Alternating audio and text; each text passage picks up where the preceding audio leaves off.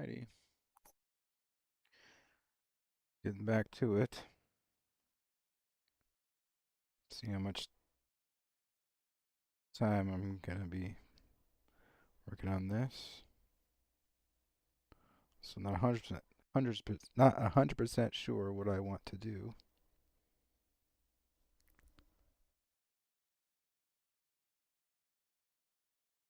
I think I want to make a door blueprint.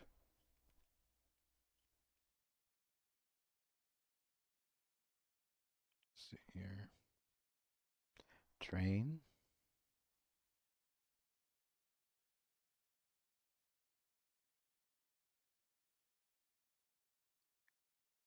Actor.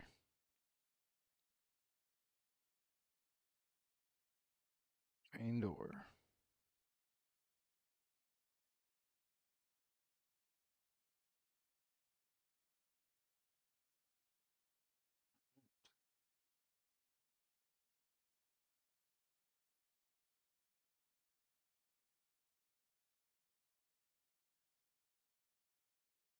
Oh,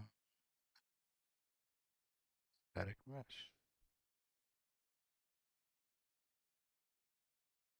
Door.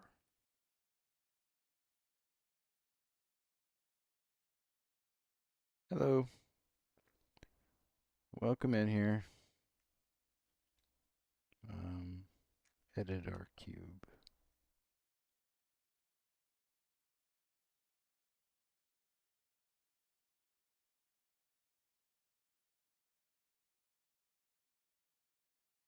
So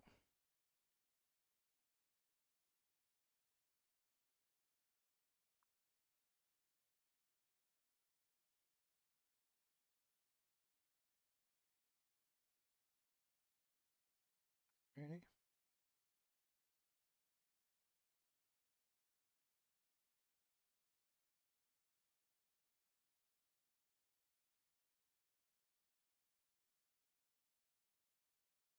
Let's go 0.2. 1.2.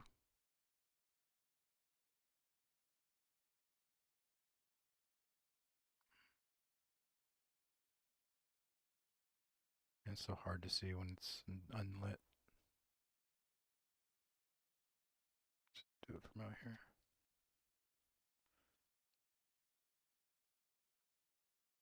This would be easier maybe in another level.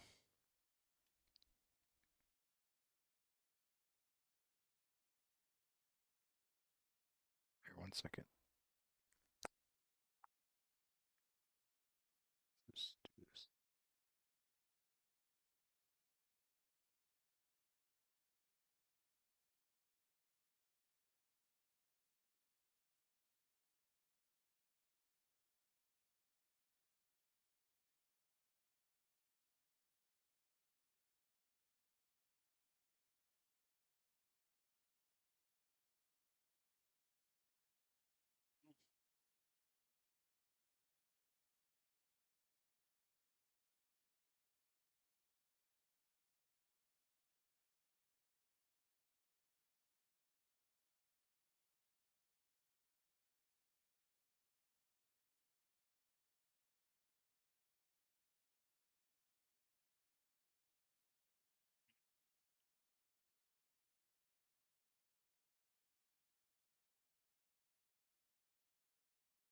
Hmm.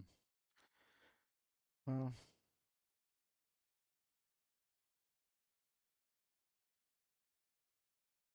don't really like that little lip there, but it's all prototyping.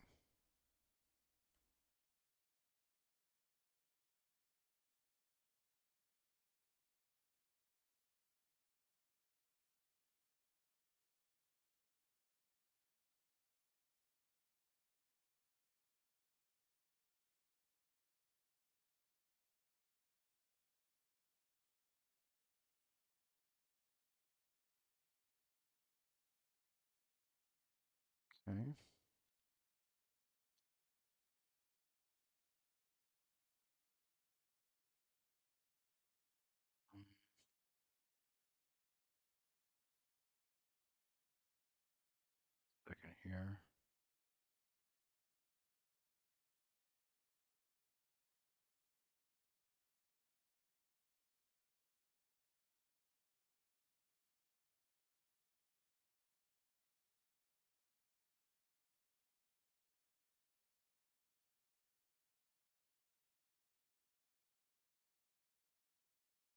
Seriously?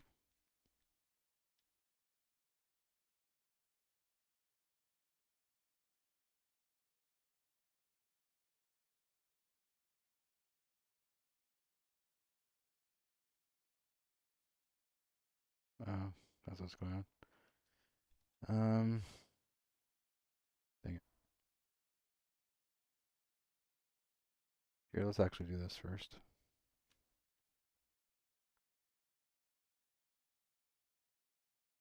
This.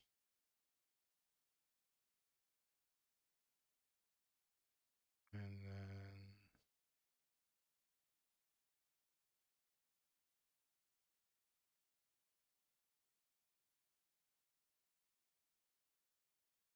SM train door.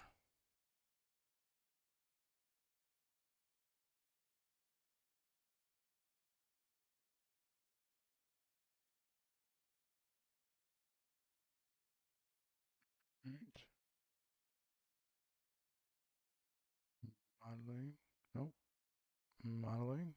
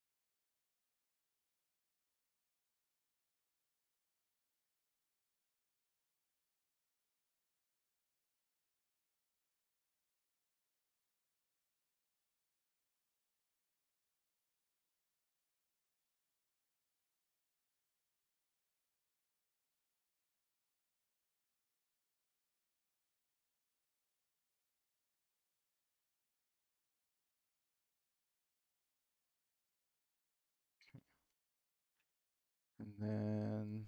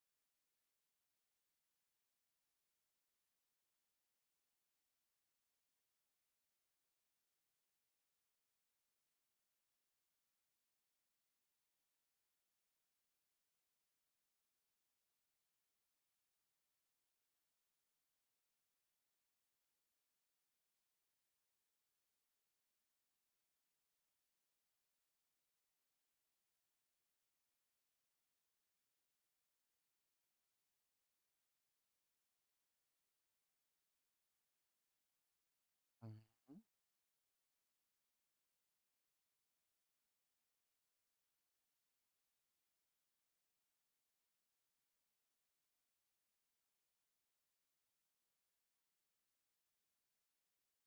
Pivot.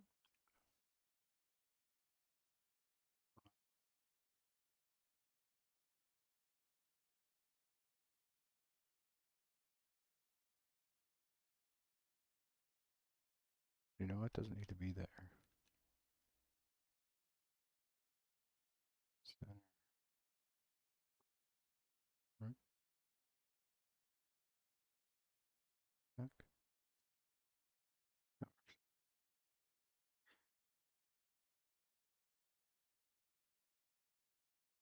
I really want it to be on the bottom too.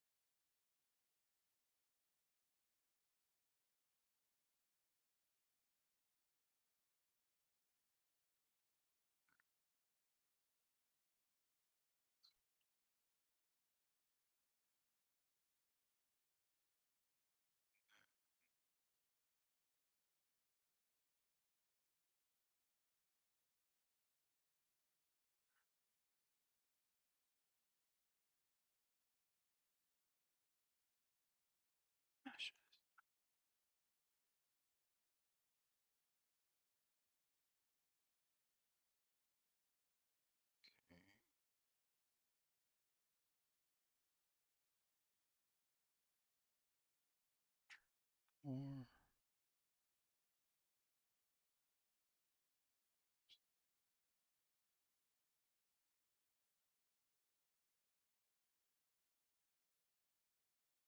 Um,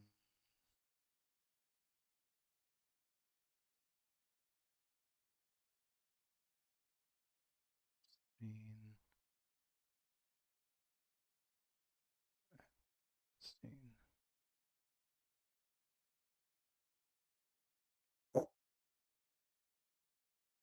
I did that because I don't know. I saw one of the Unreal Engine tutorials. They say to attach the door to a scene if you're going to use a timeline, and it's so you can move the scene around and you can this door will still be zeroed out. Um, but I'm not going to be moving the scene around. But anyways, I'm going to add the implement interface to this, or the interaction interface.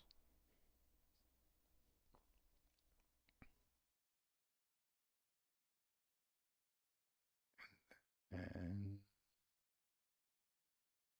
interact.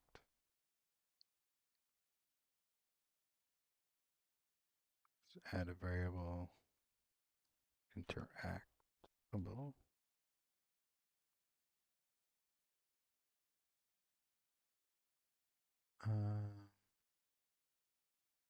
So in my character blueprint, I am casting, or not casting, doing a sphere trace, or yeah, sphere trace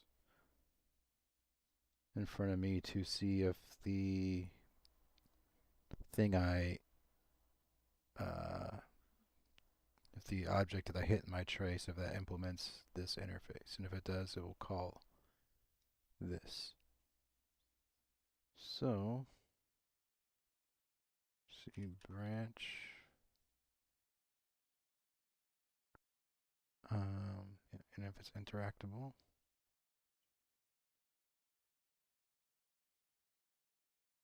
So basically I want a box.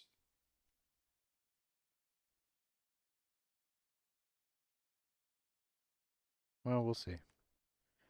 I have that in there because I was thinking, you know, if I'm standing like like here where it would close, that I don't want you to be able to close it, but we'll see. We'll see what's going on. All right. So timeline.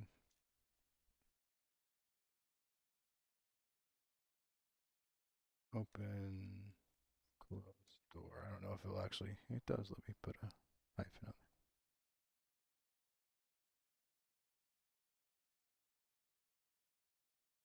there. Play from start.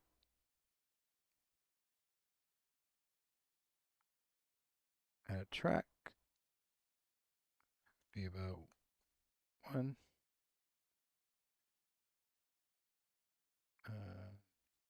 Door transform.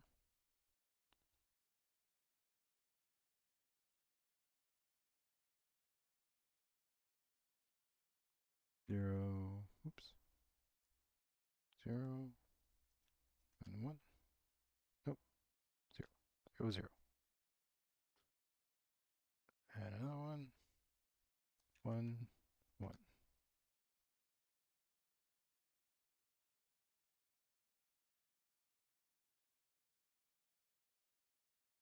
And I guess we can select these and do auto. Okay. So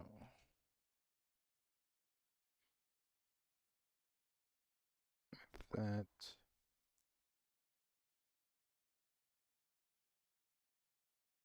here.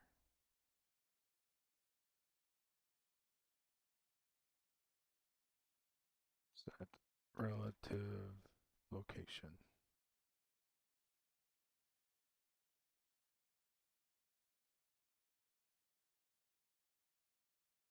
split this.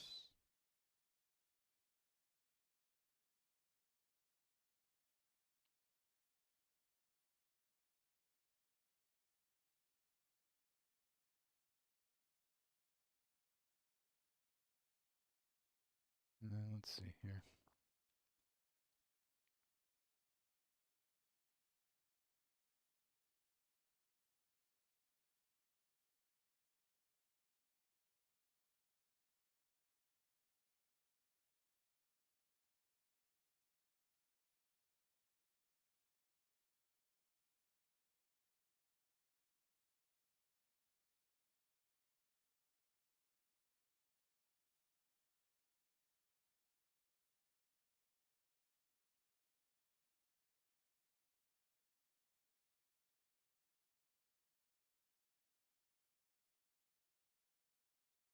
The front?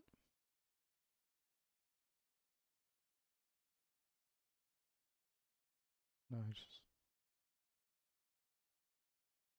Heck, oh,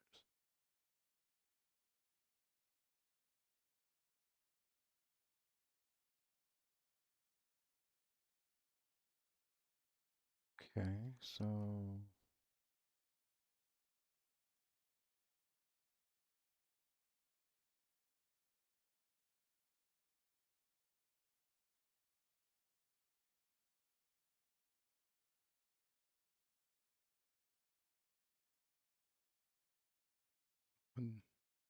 No.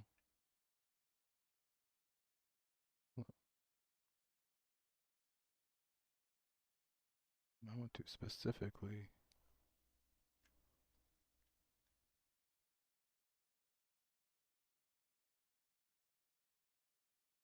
Oh, there.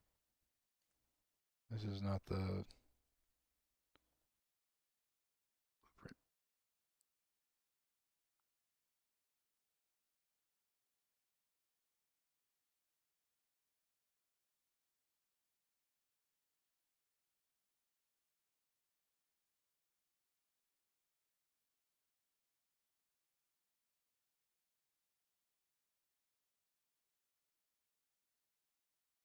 Okay.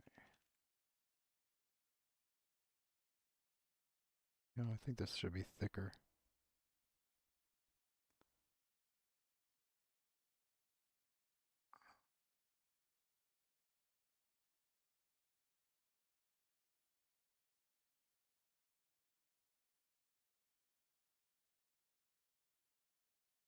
2.5.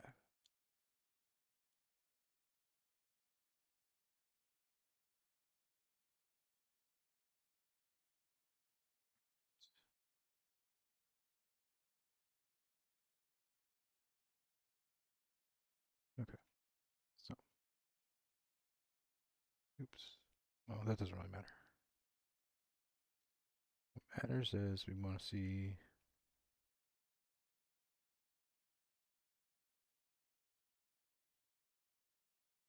It's 100. Okay.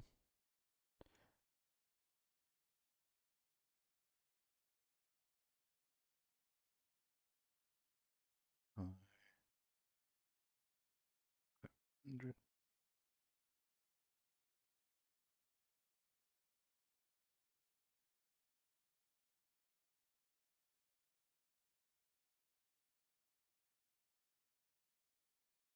So let's just see if this works. Oh, and by default, we'll make this true.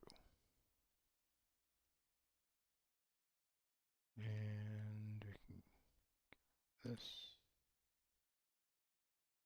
And let's go ahead and move this over here. Oh, you know what? No.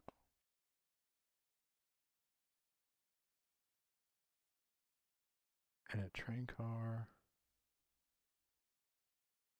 And let's put this in there.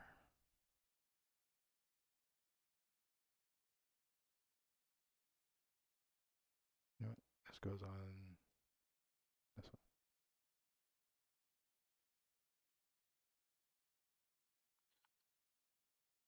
one. Okay.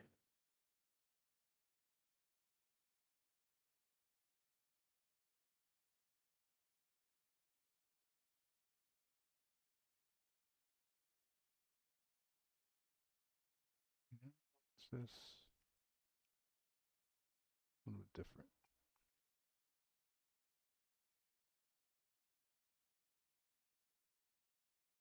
Let's go ahead.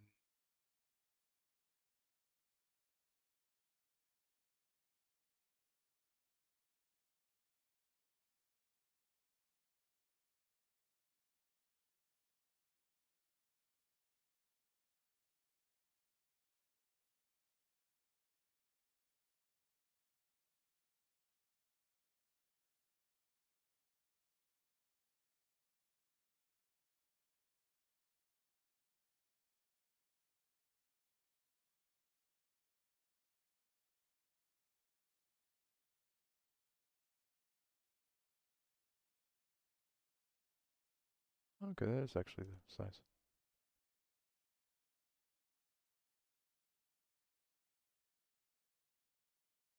Right.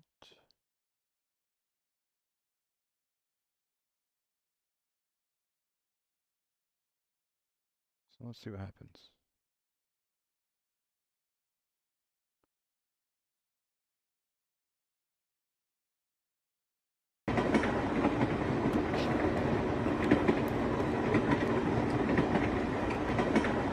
I went to the wrong side, but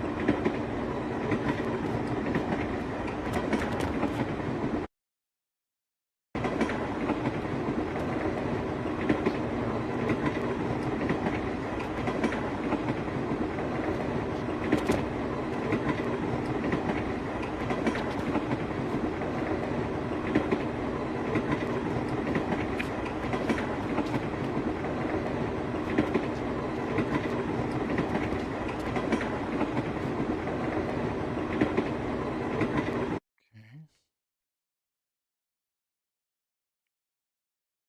So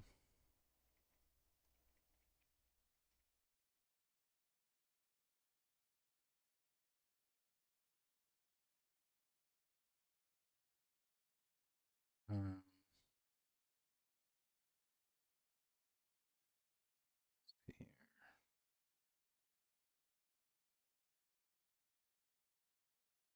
I guess I could make it uninteractable here and then make it interactable once it's finished.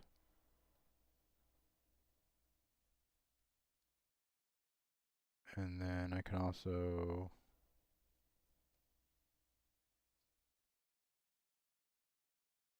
do a open boolean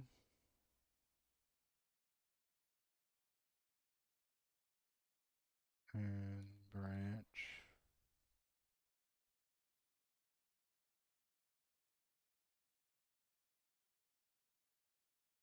So if I'm not open,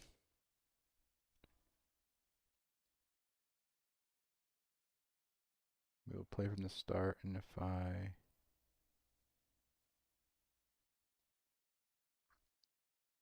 am, we'll reverse it.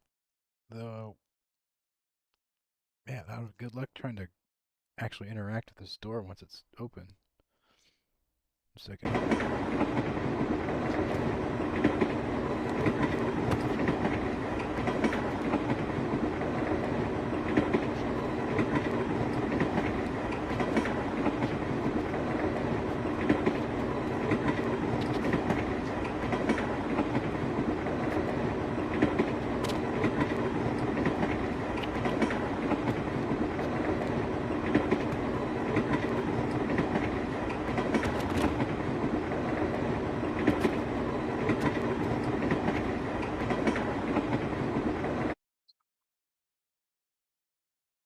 Oh,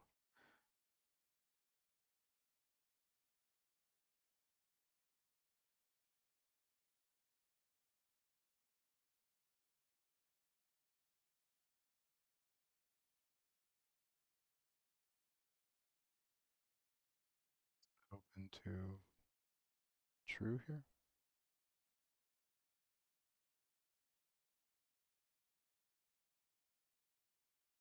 Here I would set it to false.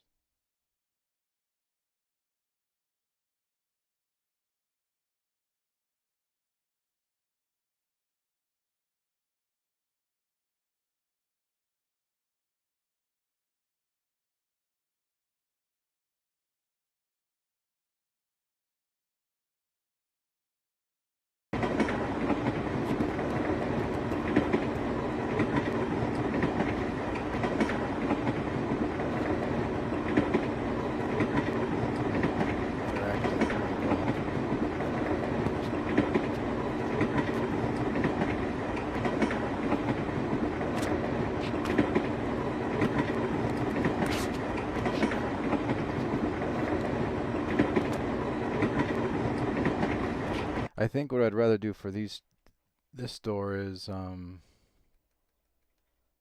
have it close on its own.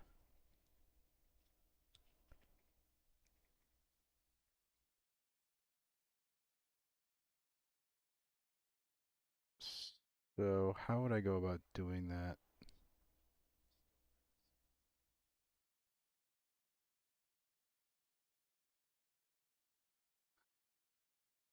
I think what I'd rather do is have a separate timeline for closing it, actually.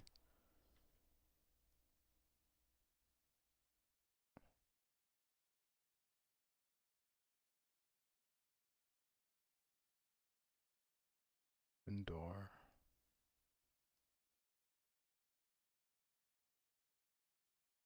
I don't need this anymore. So actually, I do want that open. I do want this.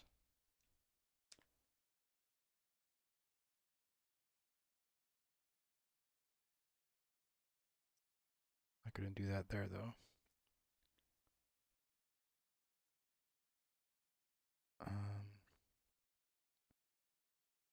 On finish, we'll do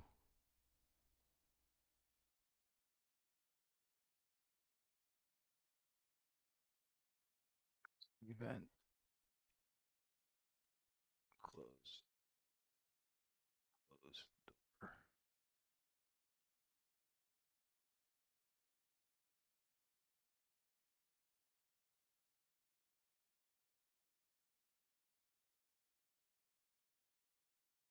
What? Okay. Close. First one end. And finish.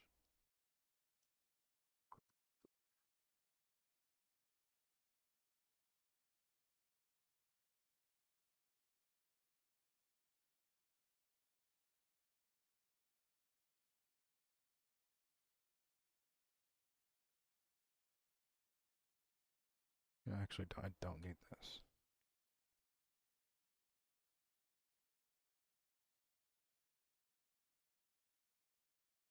Play from start. This will be a delay.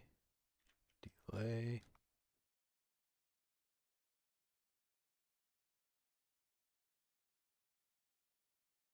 For about 1.5 seconds.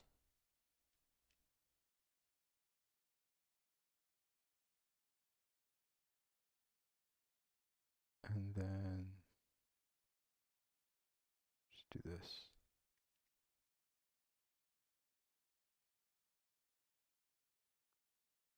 Update, update, update. And then on finished, we set it to interactable. Times it by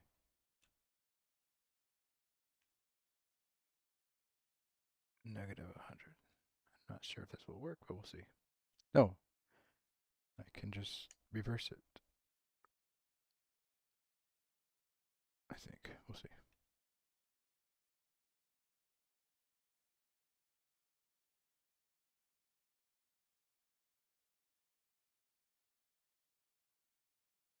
Let's try this.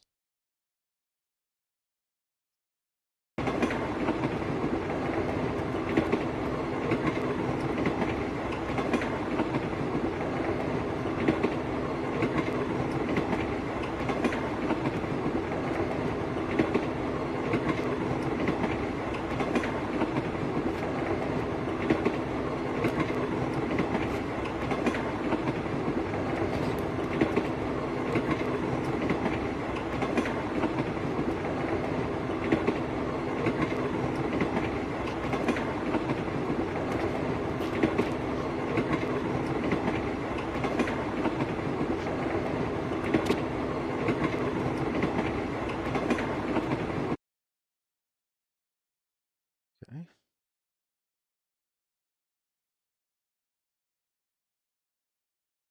And so that's in the train car. also want it to be the train carriage.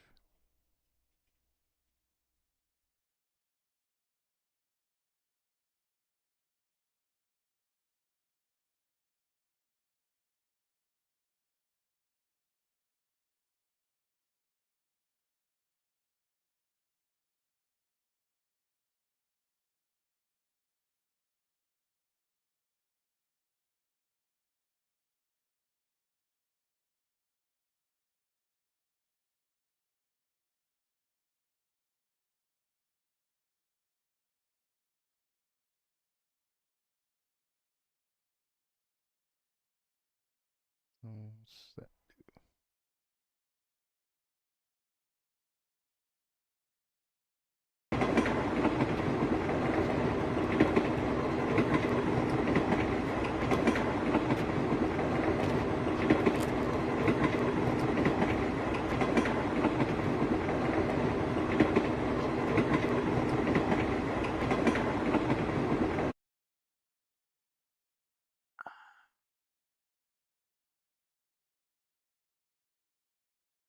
All right.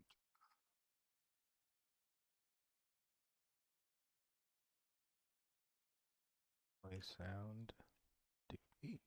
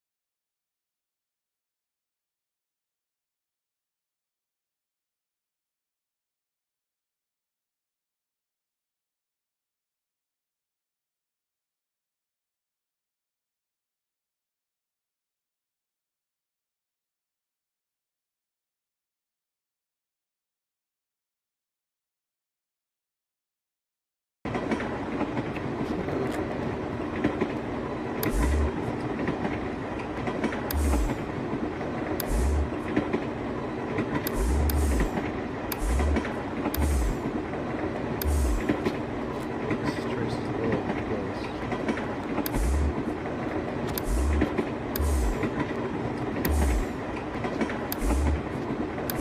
I know it's because it went to the map.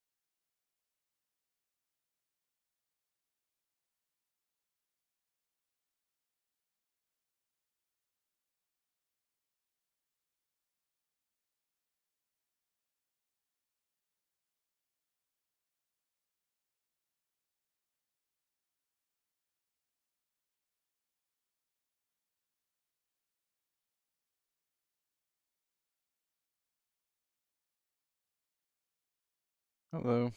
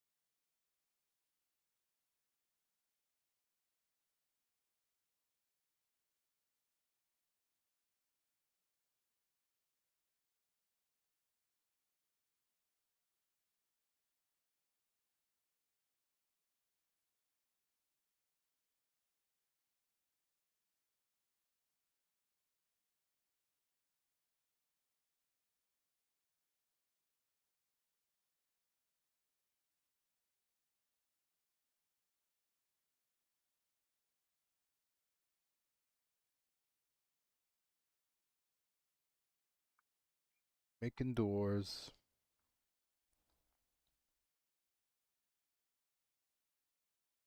Not the most pretty doors, but just trying to get functionality here first. Resize them.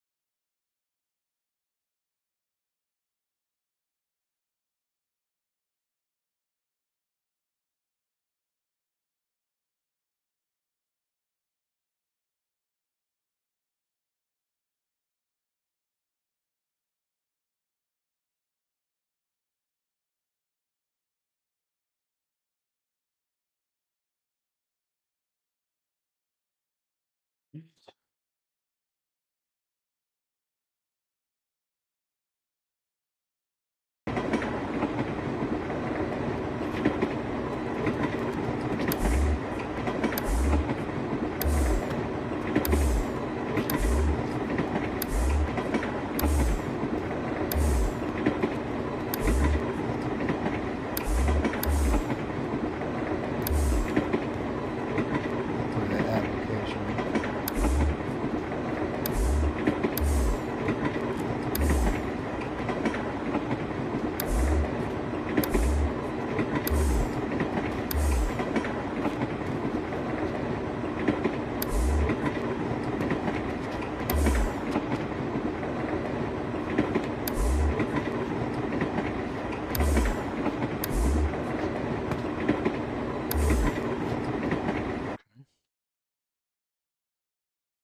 Should also have a boolean.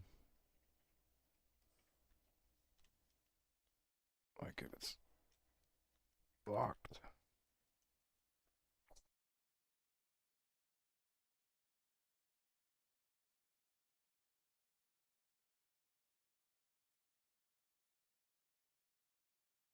So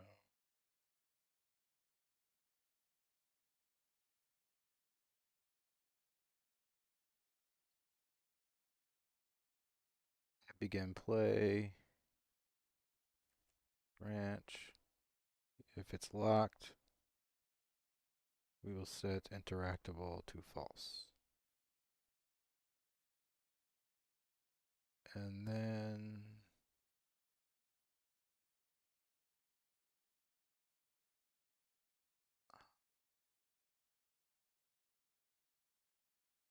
okay.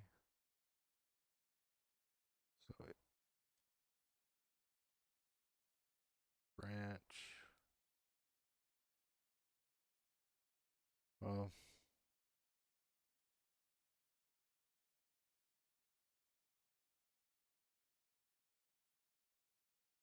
that's true.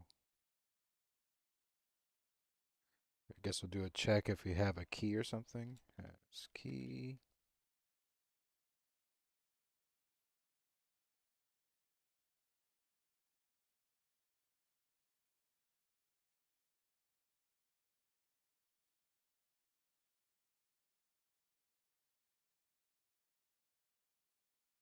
Maybe we can do the and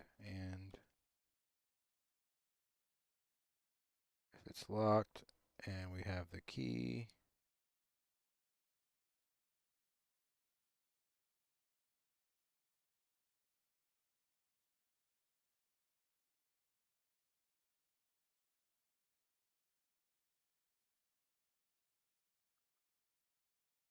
then we will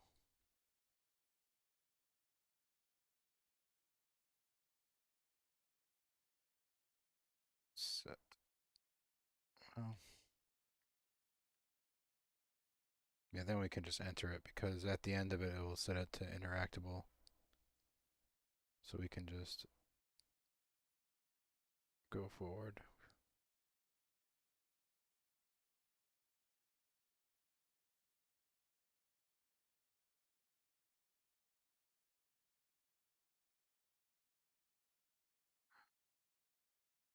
Question is, how does it know if we have the right key?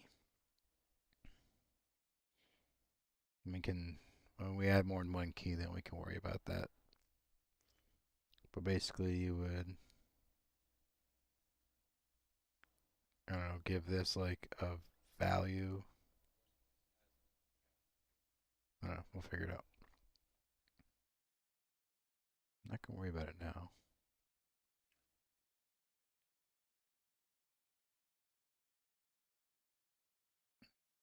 The problem with having these though, no, you should still be able to access. Yeah, visible, locked.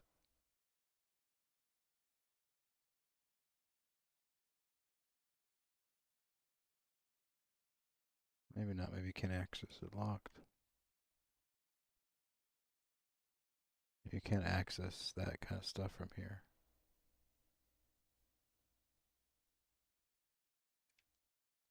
That's the problem with putting these on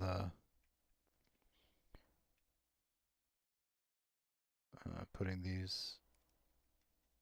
the child blueprint inside the other blueprint. That's so weird though. You should be able to. Well, maybe no.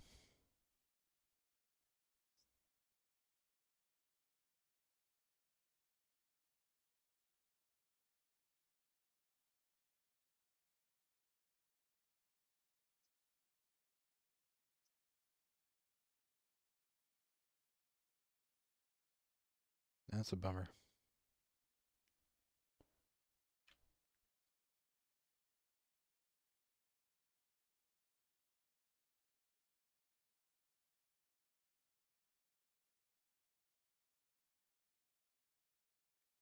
Actually do it. Can you even access it here?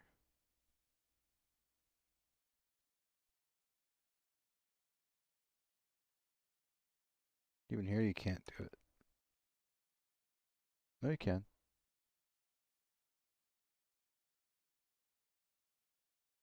Well, that's fine. Well, no, it's not fine.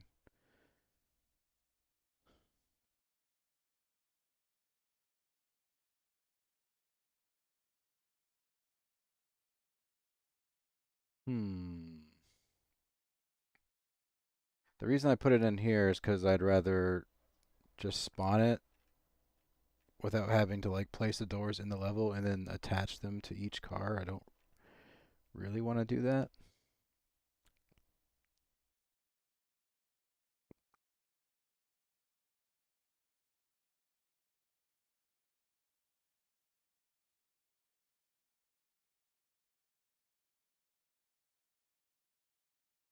Let's go event graph, door.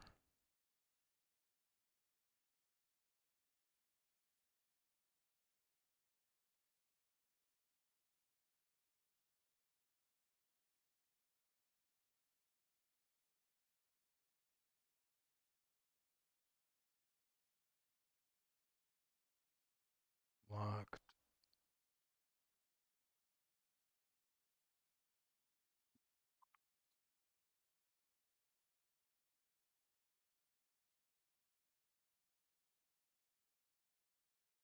What is this?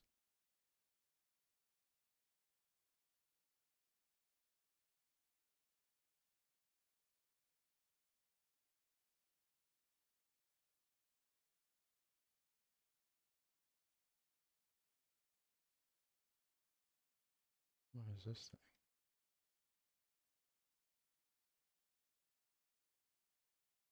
Oh,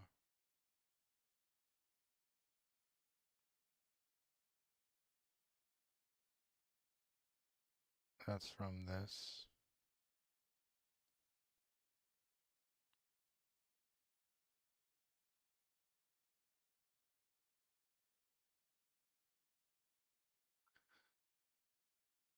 All right.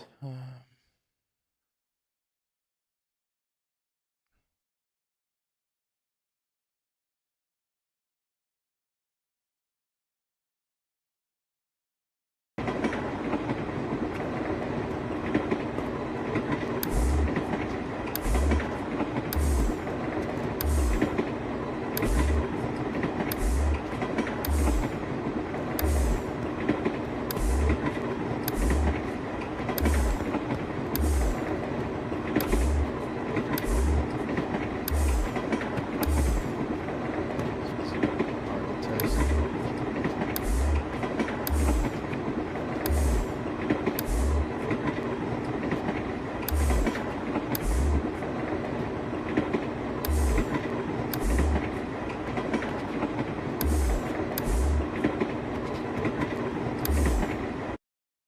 So that didn't do anything. Locking him.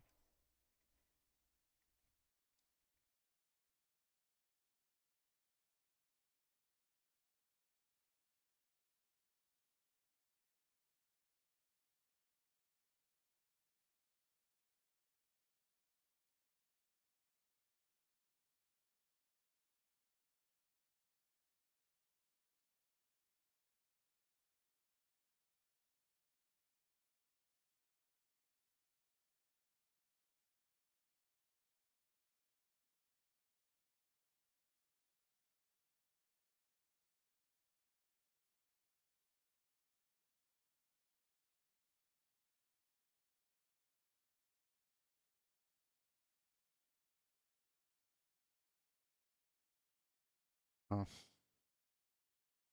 might have to just place them in the world.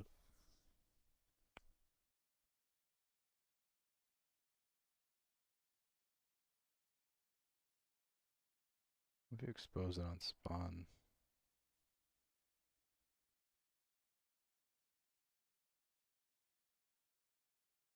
I don't think that will do anything.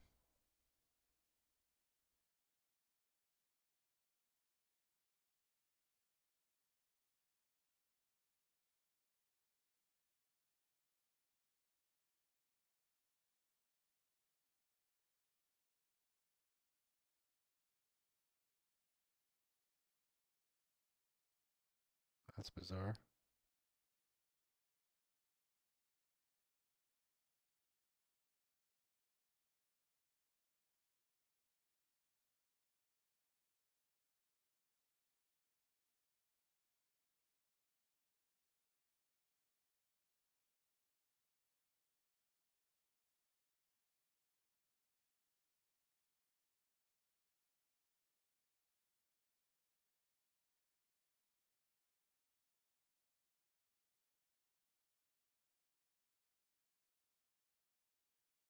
Do anything.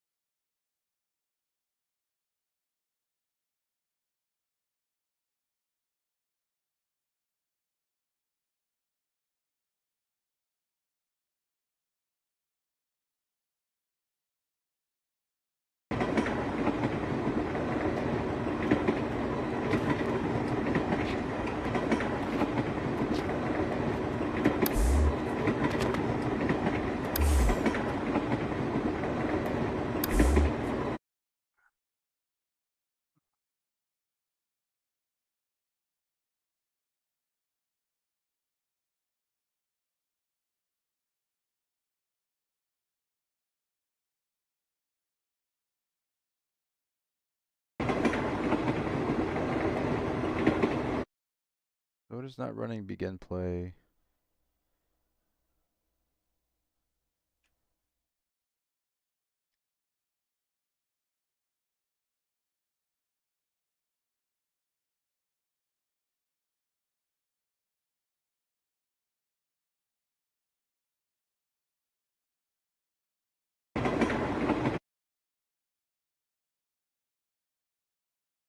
That we know that some of these are locked. Hi, how you doing? Thanks for stopping by. What's your favorite train game? Or do you have a favorite train piece of media, Sarah? Saranya? I don't want to butcher your name. All right.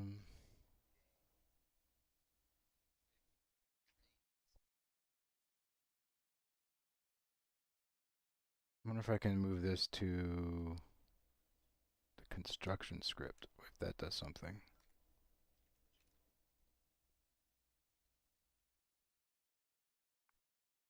I don't think it's going to do it, but we'll see.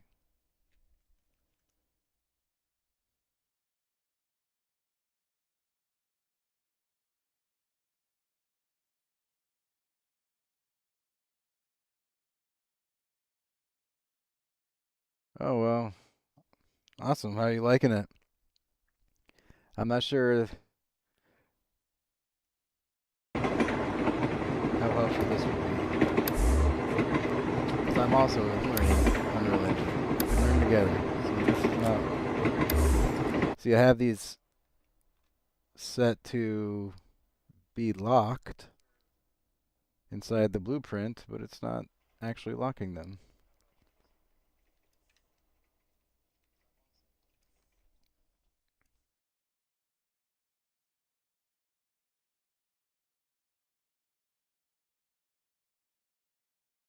Wait, are they locked? I guess when I lock these.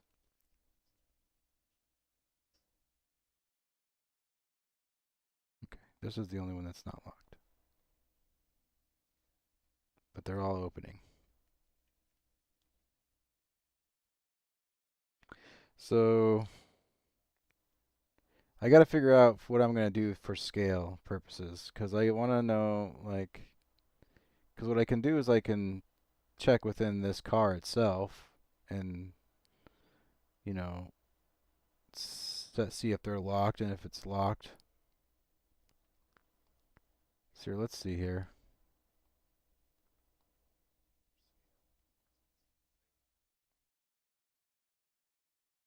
Which door is which? Train door 1 and train door. Okay.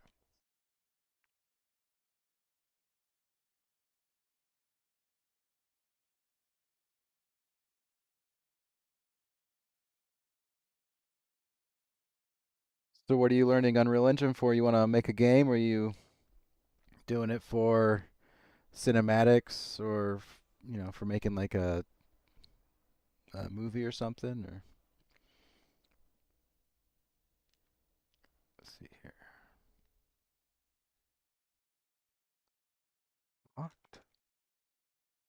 See, I can't even like access the variables.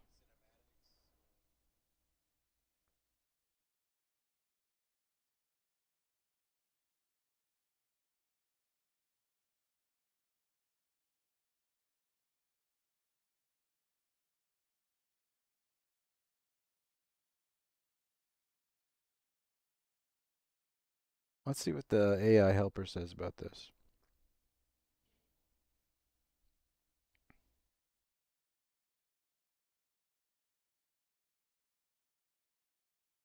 If I place a blueprint inside another blueprint to create a child,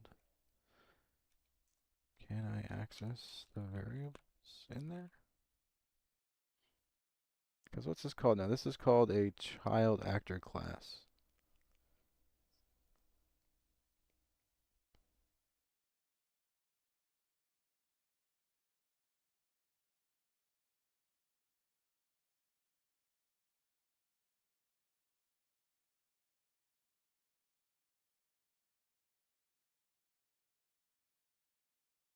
Yeah, reference to that instance inside the blueprint and then use that reference.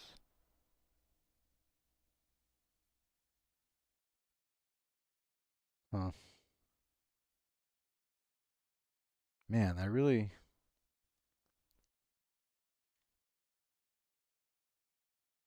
don't like that, but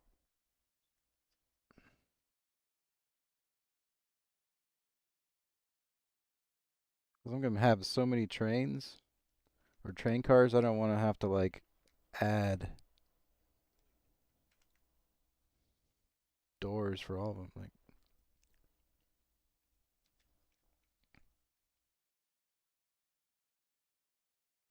so what do you mean get a reference? I have to like cast to train door?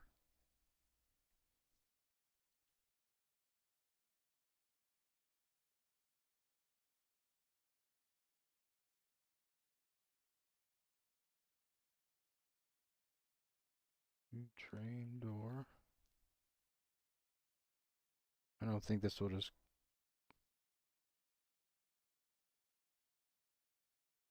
Hmm.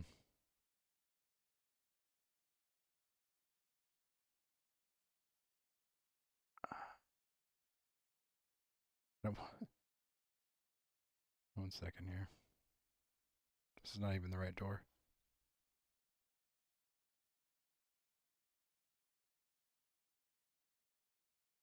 Sequence.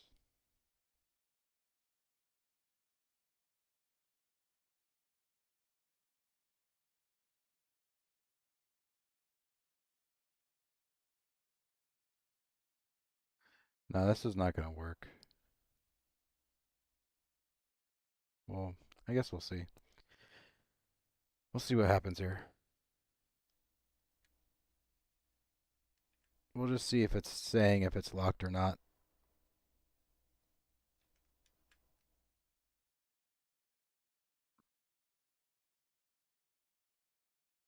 Which is the locked one?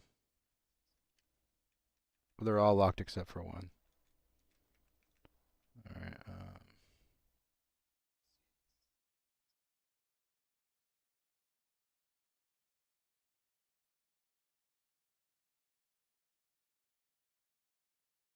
I'll change this into a function if it works.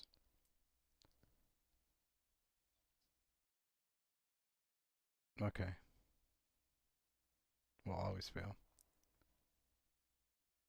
See, that's a bummer. That's okay.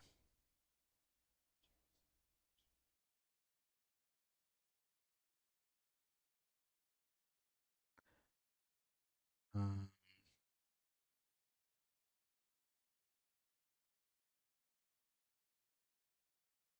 this is going to get complicated.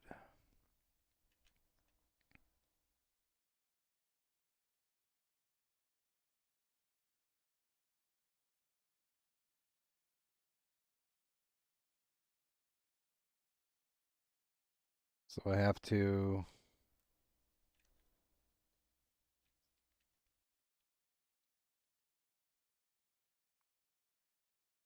well, I have to attach it to here. And then I can,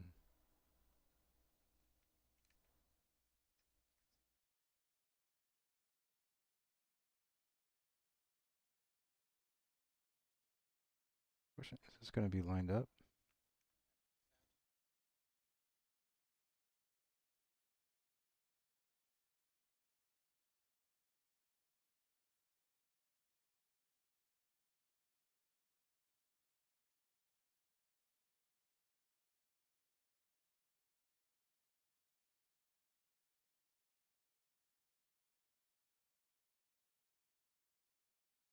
Mm.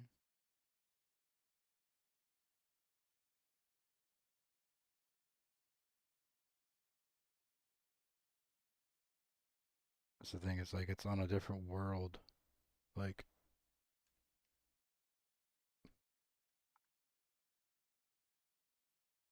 the alignment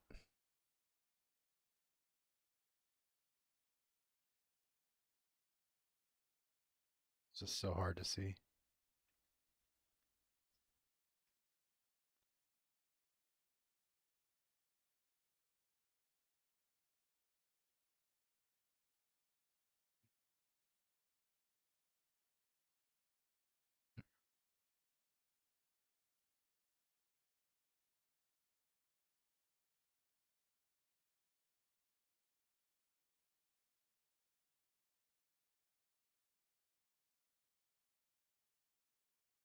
Mm.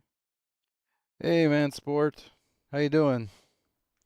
Welcome. We're making some trains.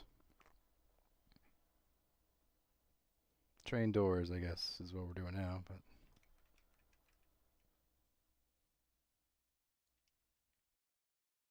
I guess this works because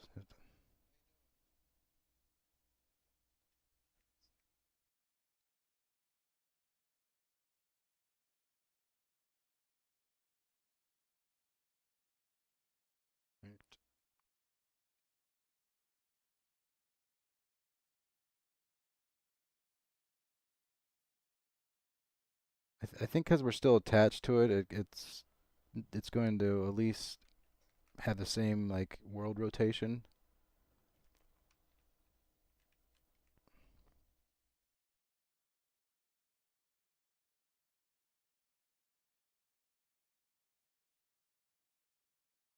Is that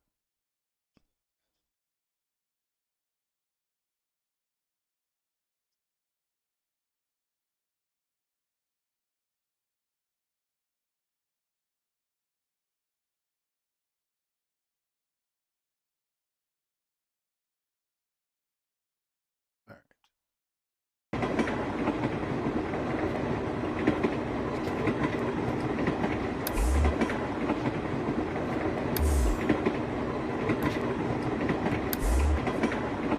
Right now, let's lock some of these.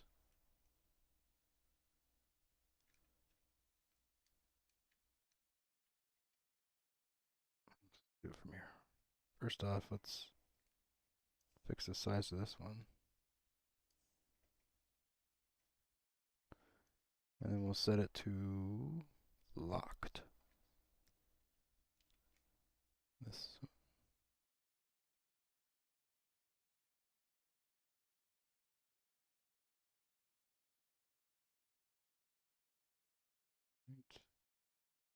This one will be lock 2.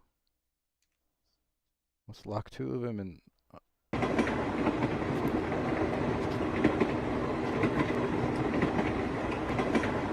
one I can't get into. This one I can.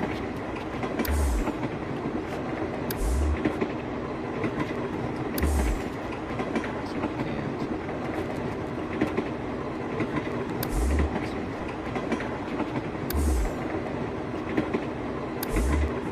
Alright. I guess if now that I have the doors placed, I can easily just copy and paste this train car. And I won't have to worry about setting the doors up again at least. So that's not that bad. And now I want to add more lights to this one.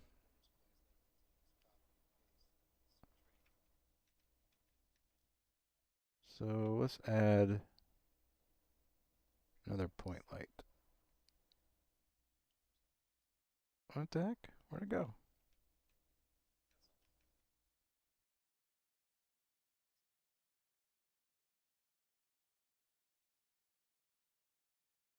Why is it not letting me add point lights?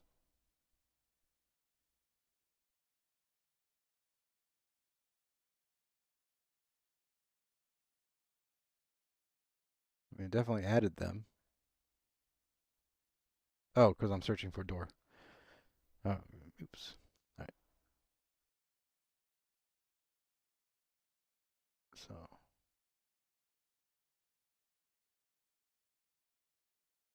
I already did that.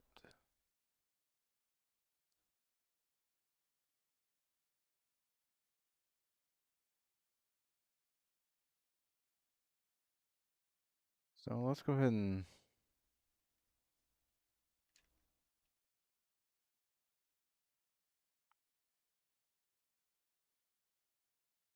train car.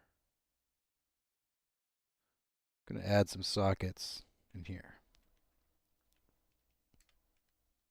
Add socket. Light wall socket 1.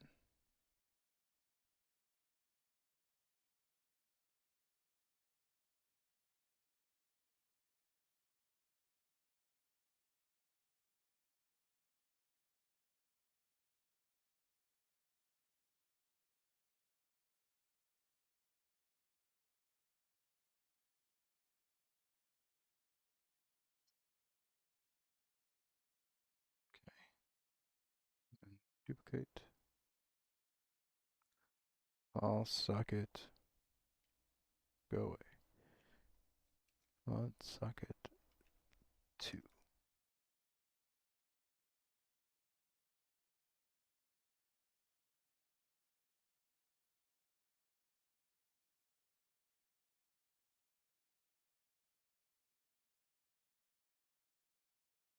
All right. So and another one.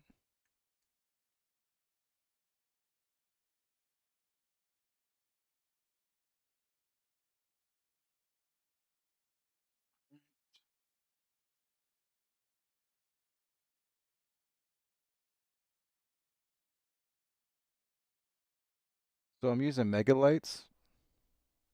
It's one of the newer things that came out on 5.6. And Megalights makes it, what is this? 1 second here.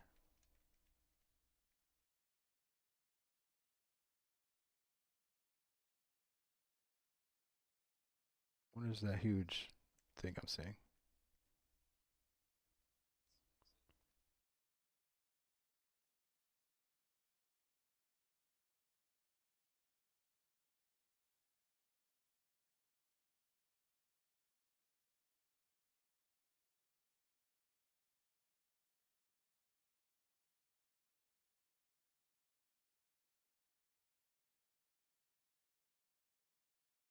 I got a huge thing.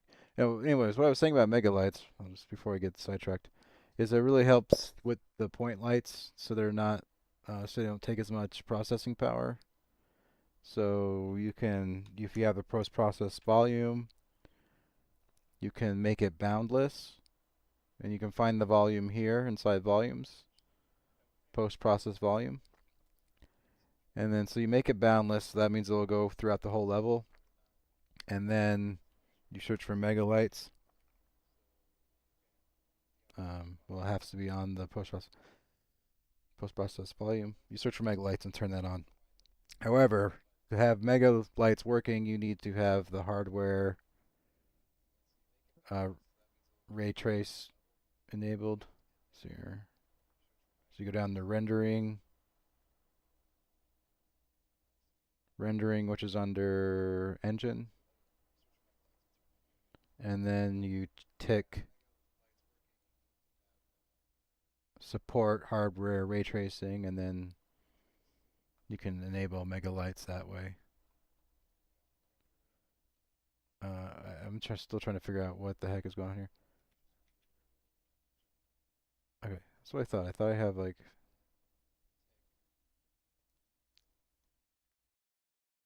two lights like down here or something.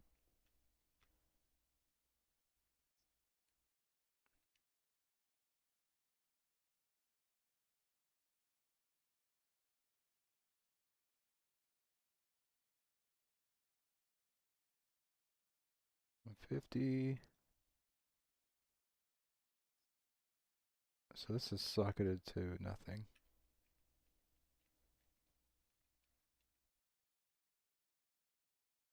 This I need to put on the light socket.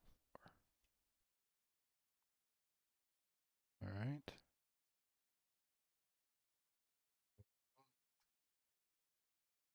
Five.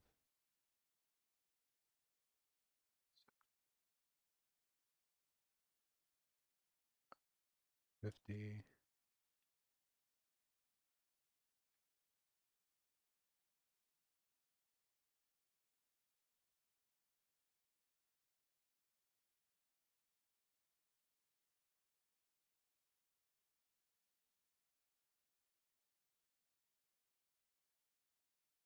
So I have 1, 2, 3, 4, 6. And this one I can just get rid of. All right. So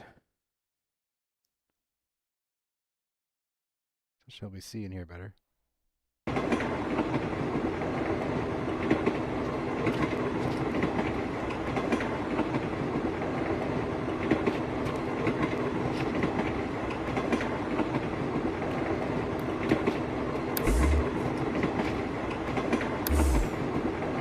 Right now what?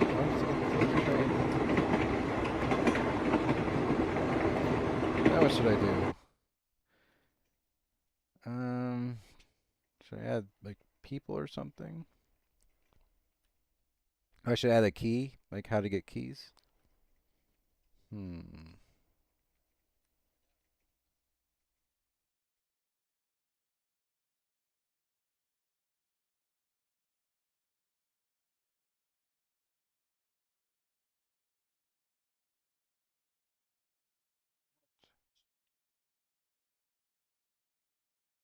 I could just do this too.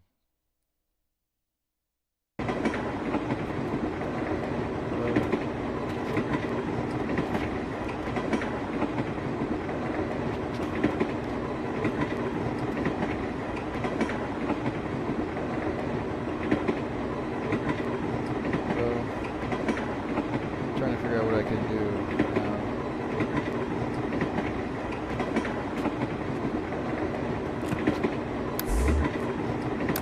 I guess I could figure out the key system.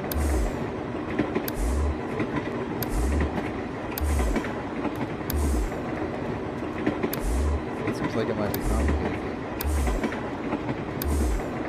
wrap my hand around how to actually do it.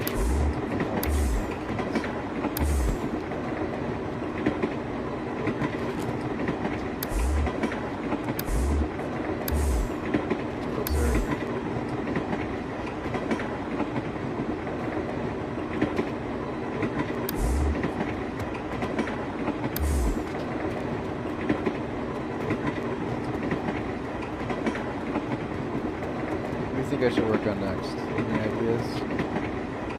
Should I figure out the key system, or should I do like an interaction system where I talk to a guy and then he gives me a key, or I don't know.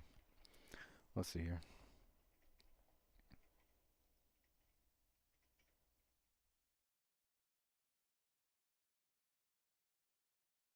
Don't need that there anymore.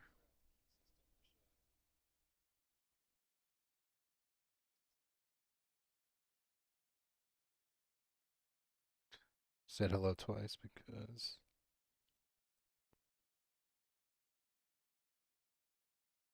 sorry. Could place maybe a key in the level or something. Let's see here.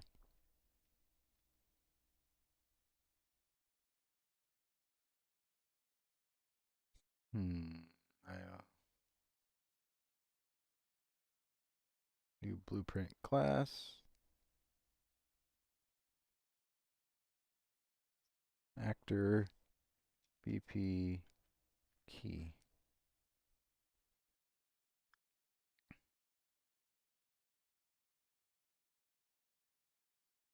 And we will just give it a static mesh.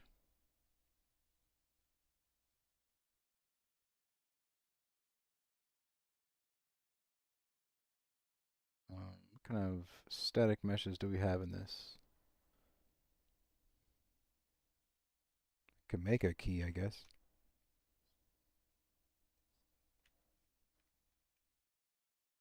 That doesn't look like a key.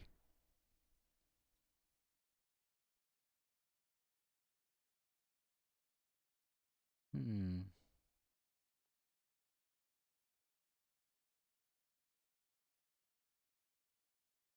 How big is this in the level?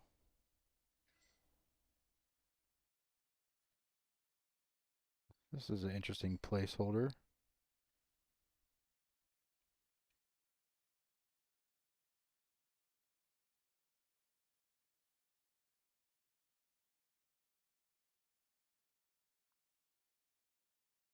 All right.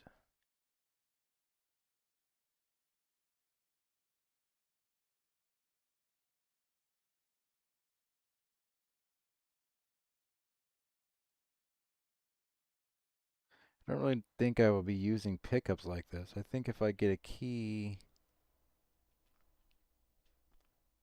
I guess I could find a key at some point. Yeah.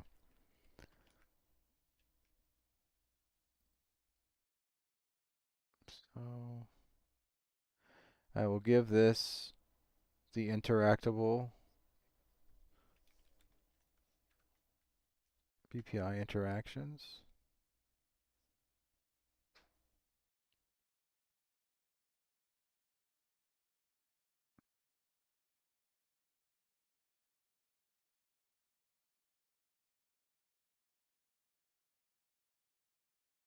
And problem with this is it's not going to be tall enough for me to like look at it. Box collision.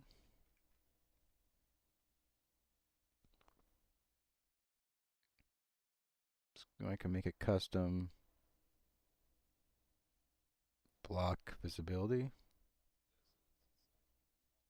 Because my ray trace is for on the visibility channel. So let me see if this works here.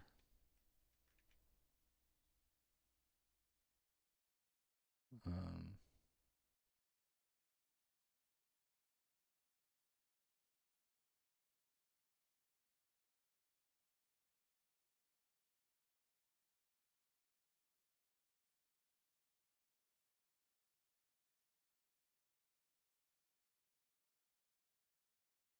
let's see. Um, so if you're not sure what blueprint interfaces are, it's so you can avoid casting.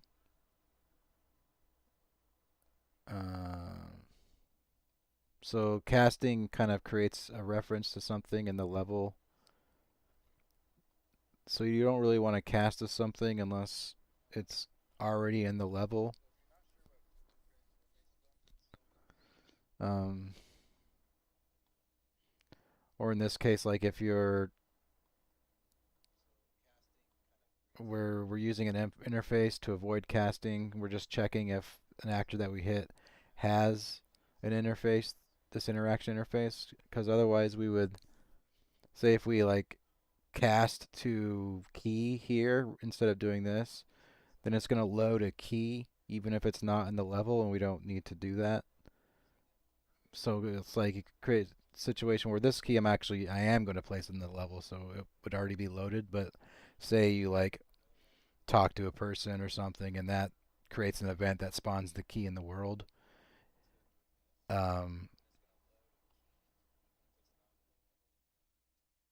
so you wouldn't.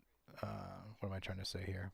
Like if you have a scenario where the key isn't in the world yet, you don't want to cast to it and then get a reference to it. So this kind of gets around that.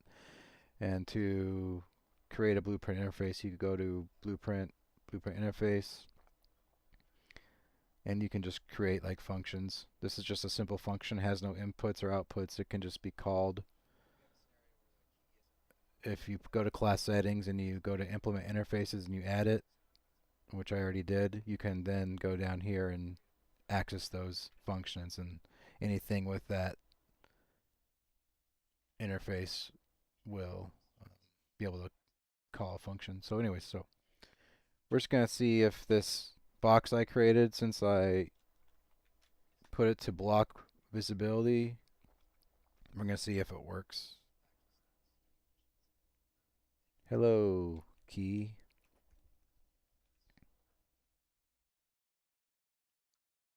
So let's go to, actually what I can do is I can just test it right here.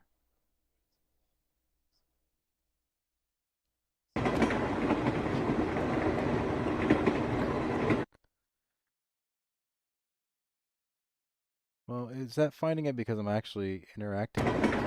Because my actually does hit it because I put it so low. Let's just put it further in the ground. So this way it's not, I won't be interacting with it. I'm just seeing if this box still triggers the hello key. Yeah, it does.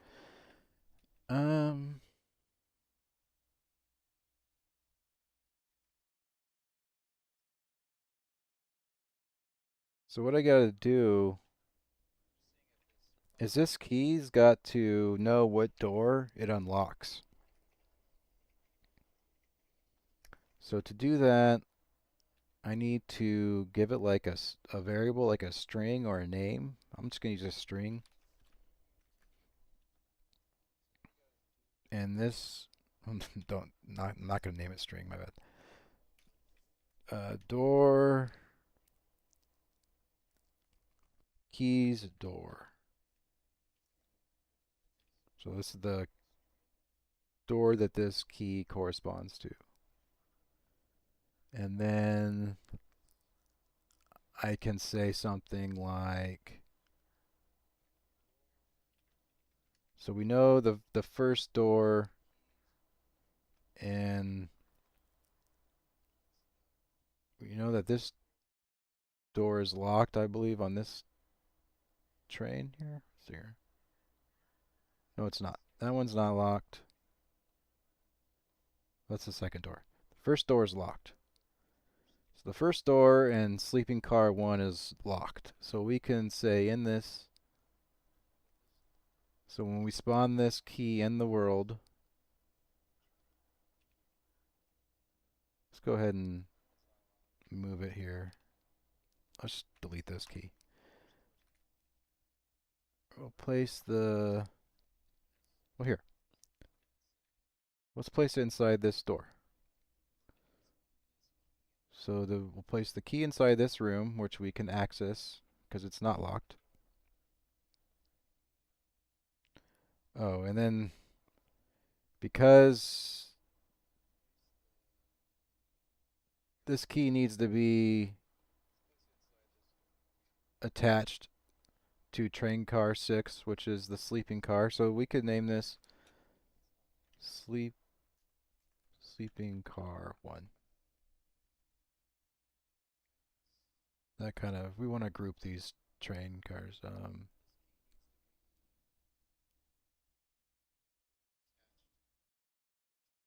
want to create a folder. Create folder, sleeping cars. All right. Can I move to folder?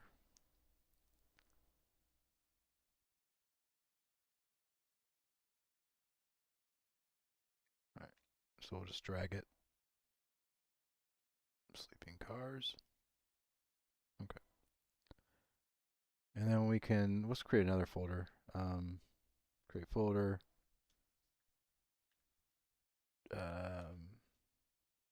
Train carriages.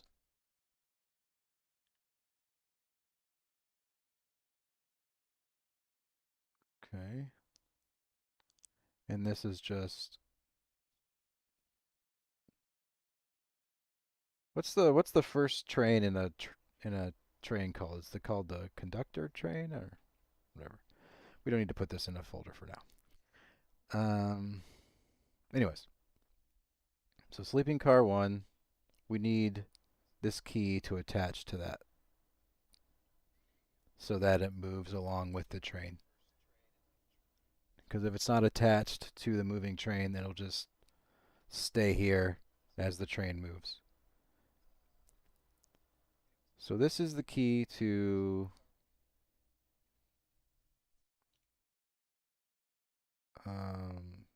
sleeping car 1, door, room 1. So sleeping car 1, room 1. So we can copy this. And then now inside this door, let's see here, inside the train door, we can also create a variable, have it be a string, and we'll call it room name. And we can make this instance editable too. And then we go into the level, and we click on this door now, and we can paste in that room name.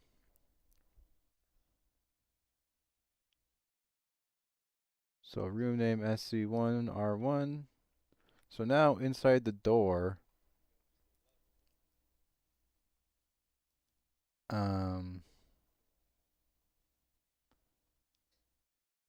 we're gonna need to, it has a key, but we're not gonna know, we're gonna change this a little bit.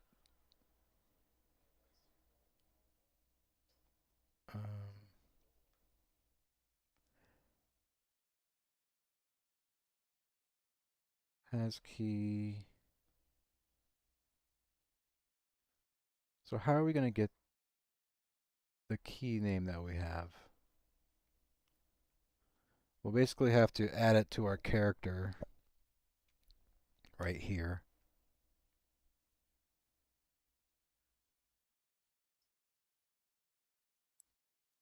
So inside our sandbox character,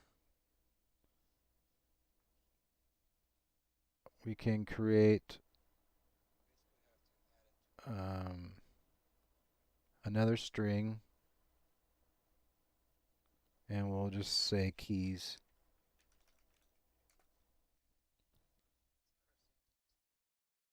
And we will change this to an array. What I should do now is I should actually, once I do this, I will need to create like a UI system where we can actually view our keys, but right now we'll just get this functionality working.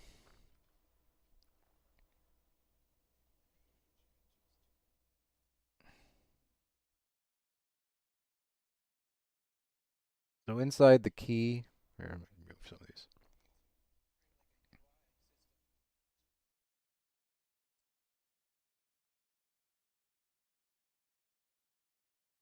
So here we can actually, we can cast to our sandbox character. because our sandbox character is always in the level, so we're not going to have to load anything.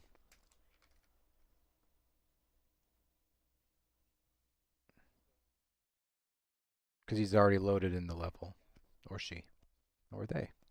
All right. So now we want to. So yeah, on interact, when we hit E, we will get the keys, and we will add unique, and we will get keys door, and this will be the name. So we would like you can type a name into this, and this will add a string to this keys array, which is the keys just means the keys that we have. All right.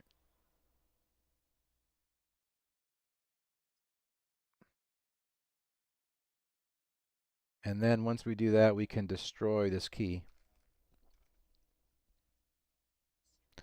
Oh, we can also play like a sound. Let's just have like a sound that for when we pick it up.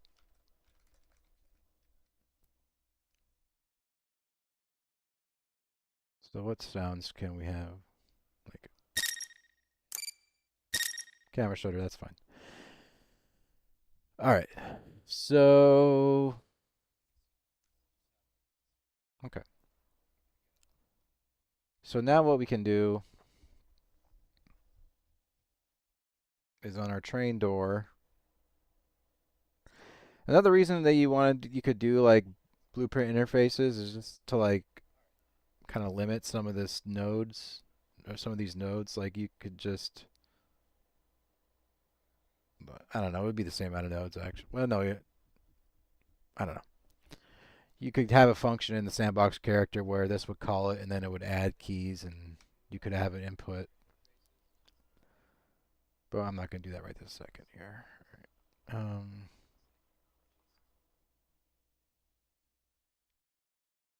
Maybe I could just to kind of show you how to go about doing that.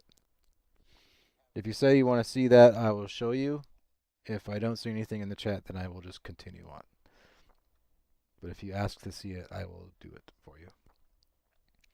All right. Anyway, so we go to the train door. And if it's locked,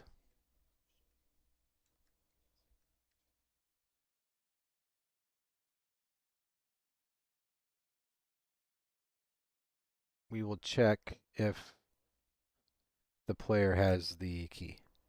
Cast to sandbox character.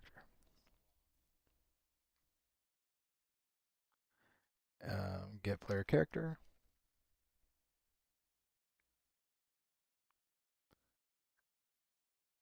And what we will do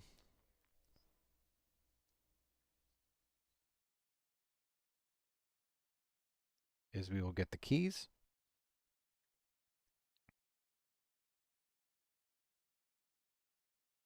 And then we will do from this little pin, we will do a for each loop.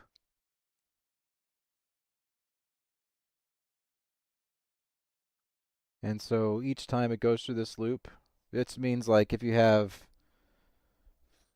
4 items in your array, like it will go through a loop for this one, a loop for this one, and a loop for this one.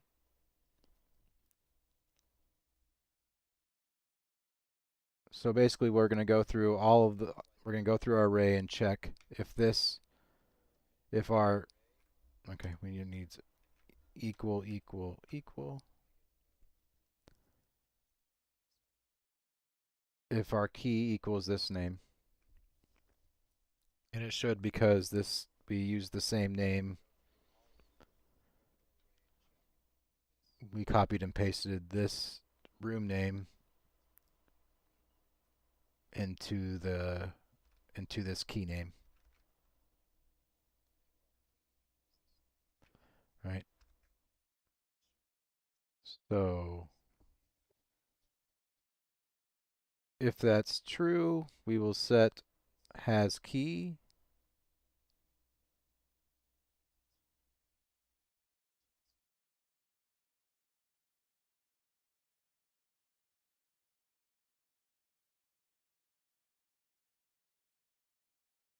The true. And then on completed, we will run a custom event. Well, we don't really need to do that. We can just, well, I guess, okay, from here we'll go to a branch and we'll check if they have the key. This is kind of messy now. This is why sometimes you do want to do interfaces as well, because you could just put this into a function. So, but if I have the key, if that's true, then we can go into this and open the door.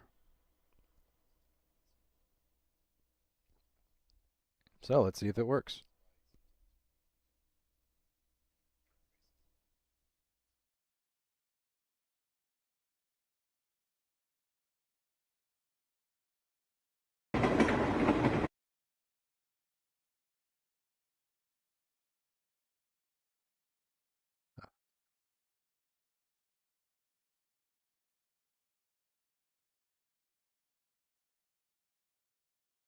That's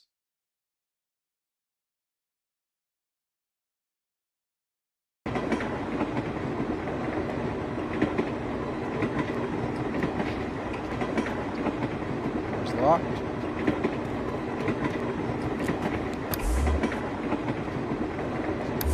Pick up the key.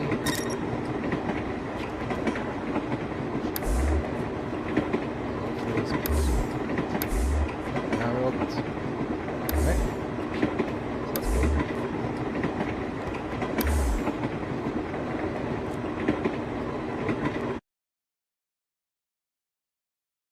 Oh.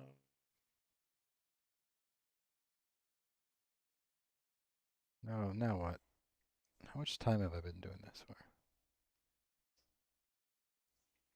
Alright. Go a little bit longer here.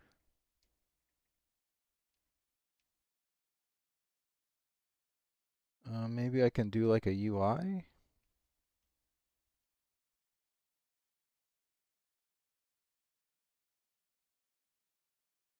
Why is this one not?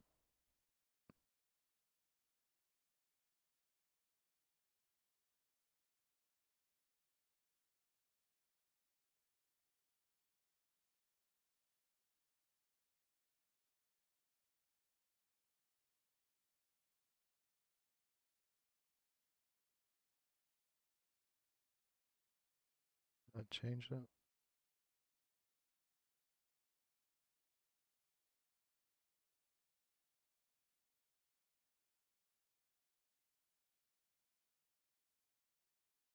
Hmm.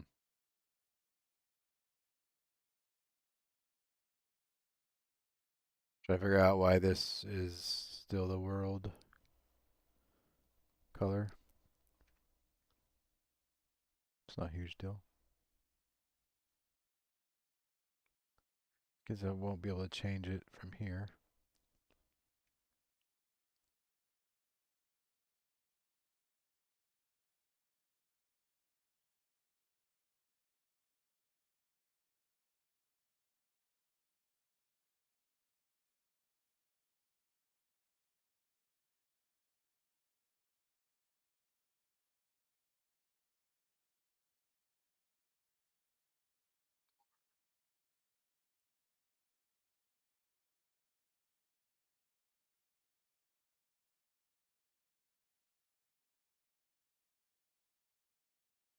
Ooh,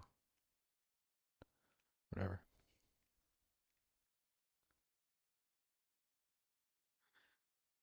Well, this shows you why maybe you shouldn't nest things inside of blueprints, because you really like have no access to them. Like I can't access this train doors like stuff. I should, like, what's the point of that? Like if I can't click on this and then go look at its mesh and change the, you know, the materials, like it's not very helpful. The only thing it does is it helps me, prevent me from having to, attach things manually. But I think it's much better to attach things if if the trade-off is if you put it inside the blueprint, you don't have any access to it. I'd much rather attach things if I can, change materials and edit instance editable variables and things like that. Um, I don't like that I can see this through everything.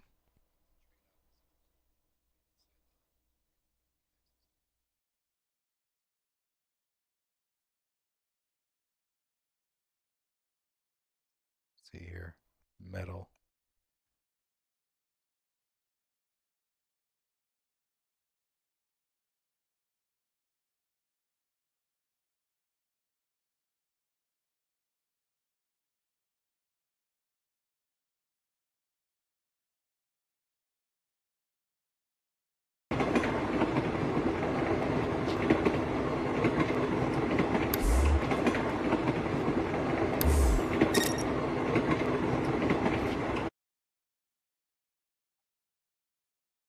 You also give yourself like a note that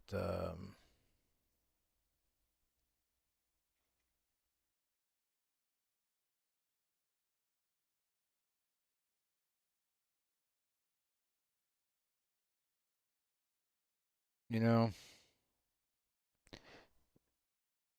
So now, if you want to make like a more robust thing for the keys, like a more robust system, where maybe you want to like be able to say what key, like what room it was for, you can create a structure. Um,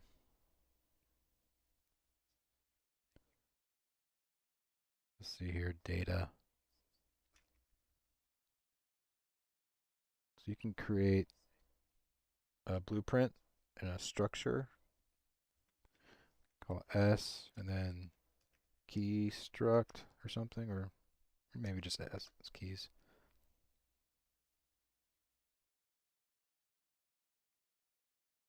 And you can do something like have a string,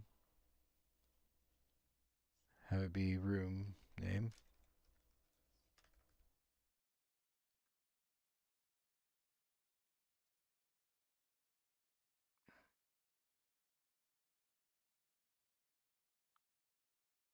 and then maybe another one where we call it room description.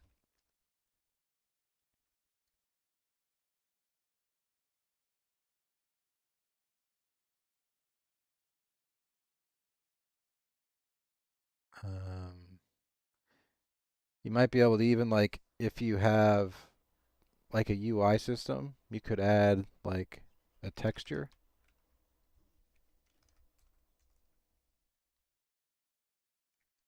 Texture.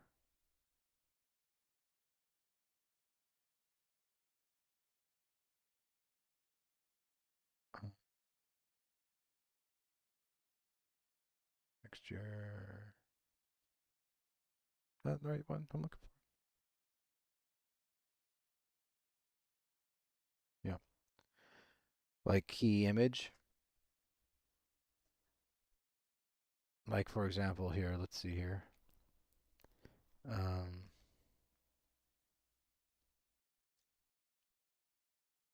Illustrator. Or maybe I should go do it in GIMP since GIMP is free. I don't even know what I'm gonna do here. What is it? Um, New file, pixels. Was it 512?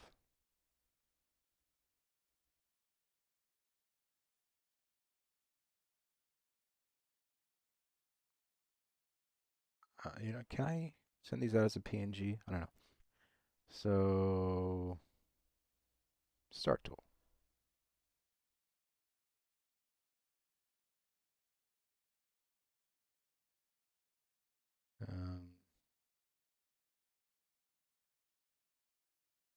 fill.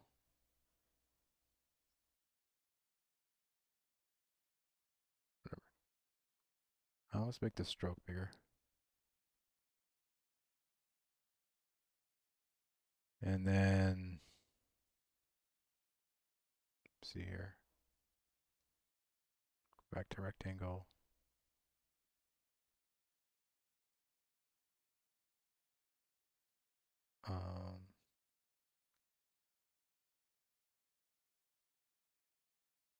And then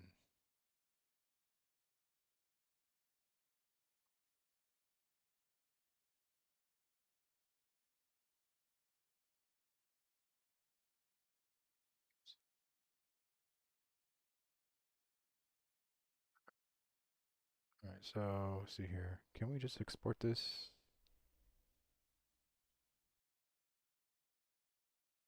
Well, export as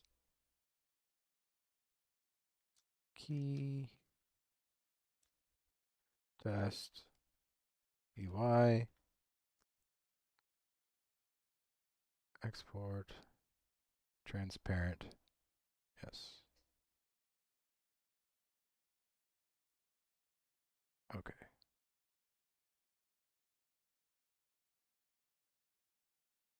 Actually,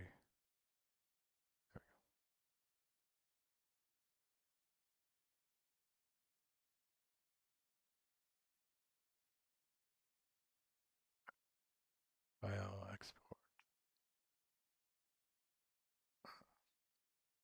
Key text. Yes. Okay. There was a little bit of a square going into this. I've lost I've lost some of you. It's okay. All right.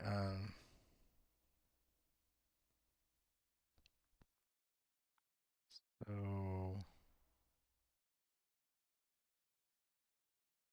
train. If we can go to like images, UI images, and then we will go to downloads, and then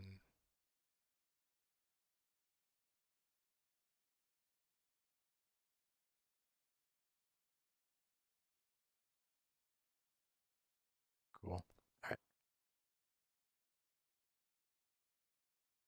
All right. You know, this could even be an array, because maybe there's a key that unlocks multiple rooms, maybe? I don't know. We'll leave it at the way it is now.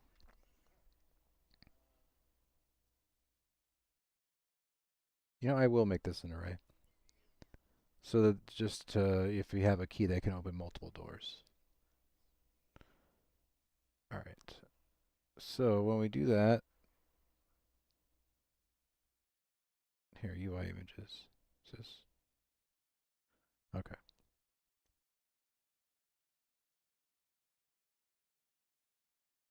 We can get rid of this. Okay.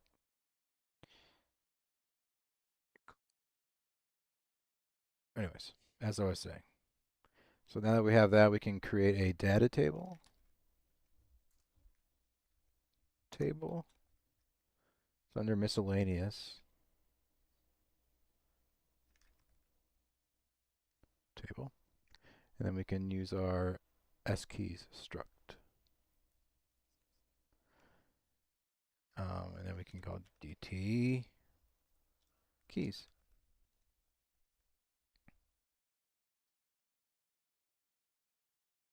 And we can add a, maybe this should be named key name. Key name, and then rooms it opens. Okay, hold on a second here. So room name, room names, and then add another variable as a single one, key name. And then drag this up to the front.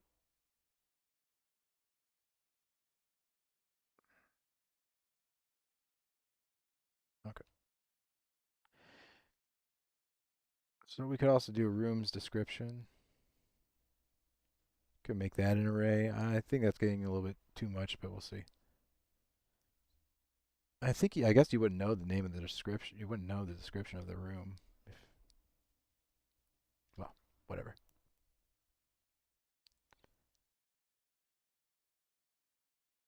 All right, so row doesn't really matter. We'll just say key 1, and then key name is like star. Key image would be key UI. And then room names would be like the ones we talked about here.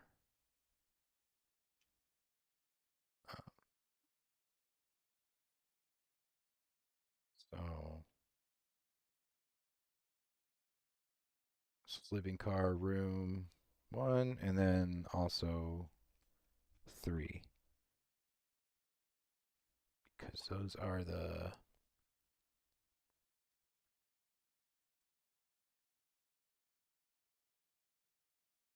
ones that are locked, I think.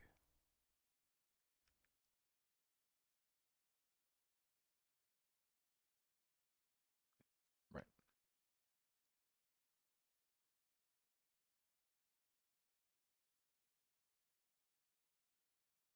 Wait, no, this is the wrong one.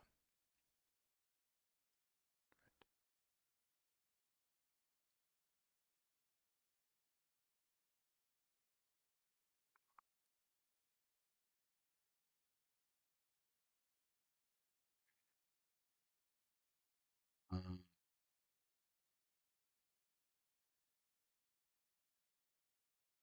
room 1.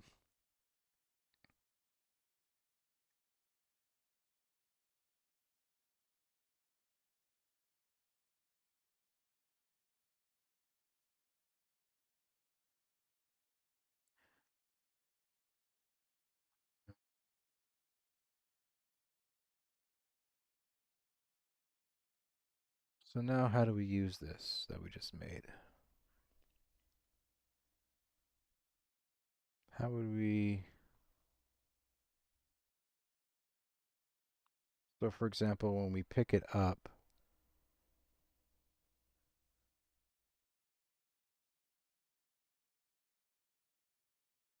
use it. Um, add a table.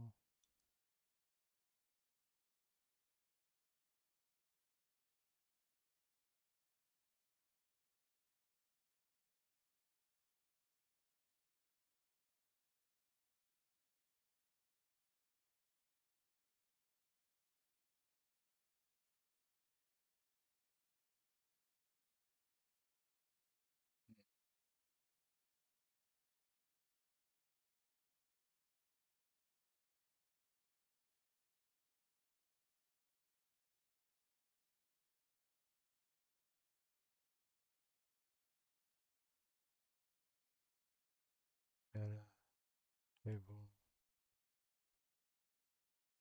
Table. I always forget what we do here. Can we break? No.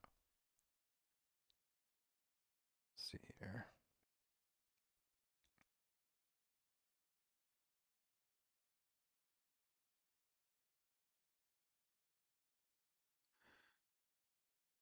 So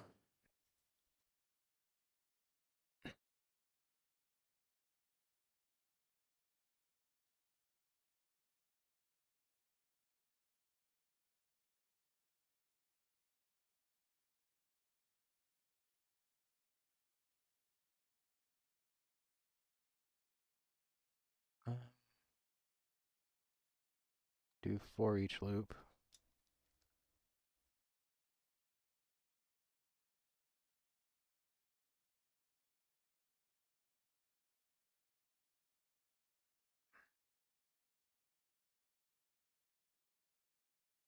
No, I'm missing something here. 1 second here.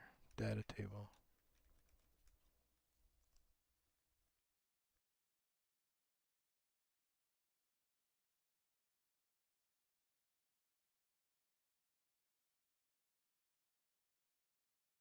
Column.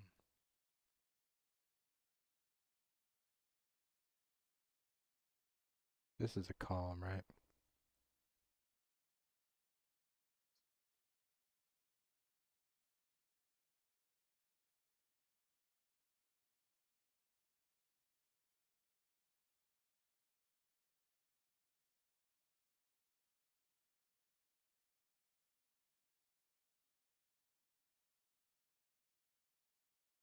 Can you just get one column name?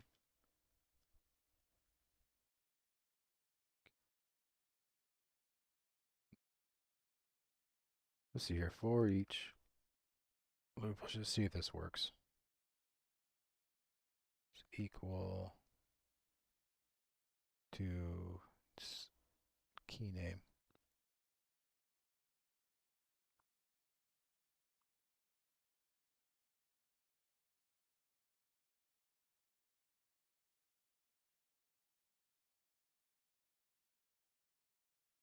I'm not sure how much this helps us.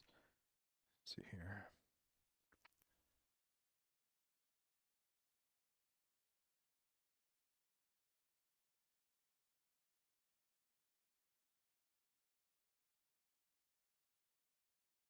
Might be able to get struct here. Get key struct as keys.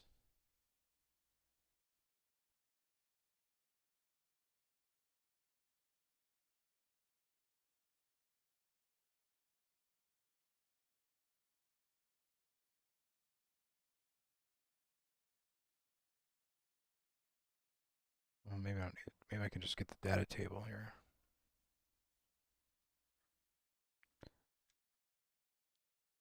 Data table.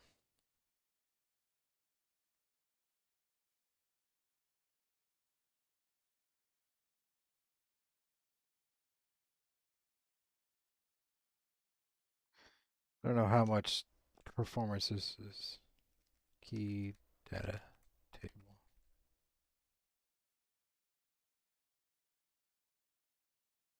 Keys. Get data table.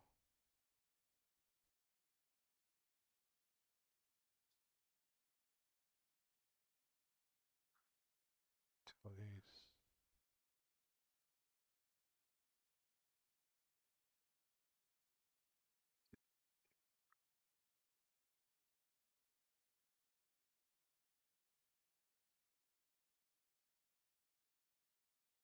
I don't want to search by rows.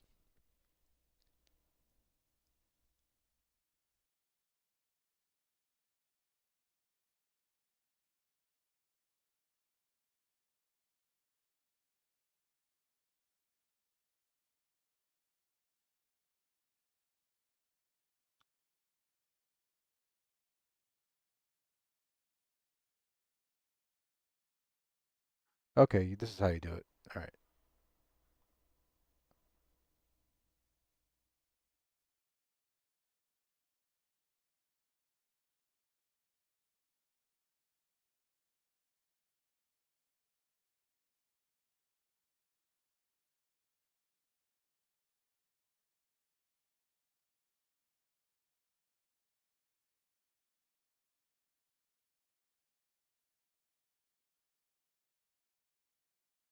Maybe call.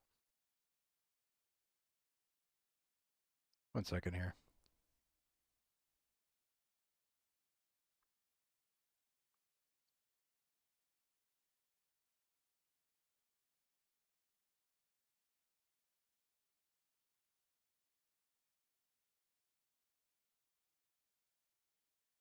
Make a data table.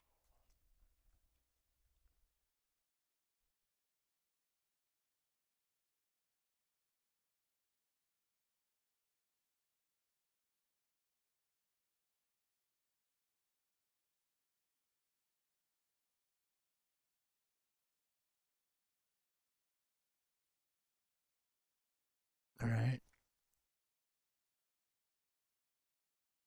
How do you go? Okay. What if I just want to go through all the row names?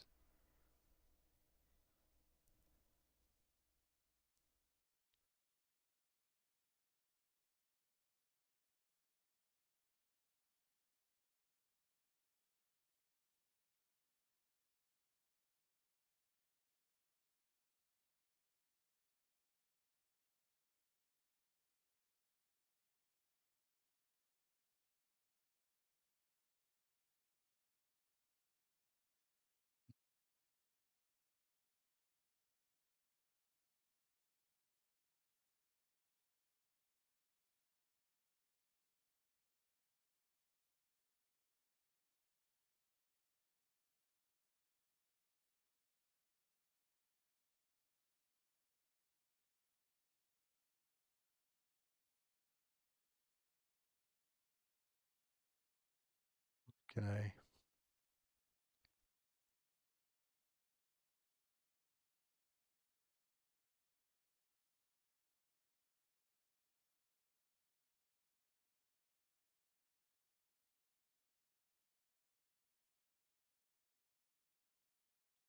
get data table row names? Row names. All right. Gosh, dang it. I know these things are like hidden in here. Okay. Sorry about that.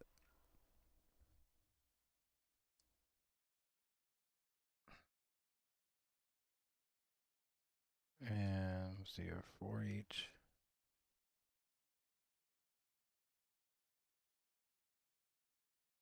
Okay. Well, 1 second there.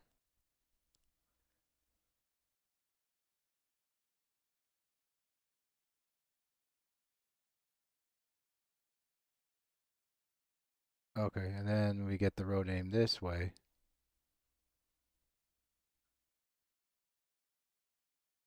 All right.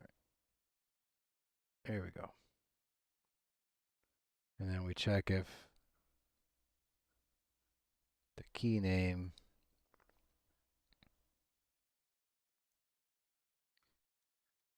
is equal.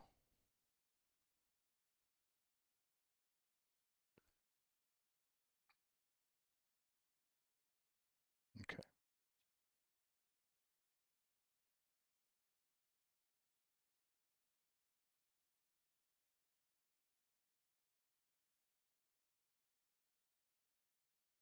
So this is a little bit different. And this way we would check if we have the key that opens this door.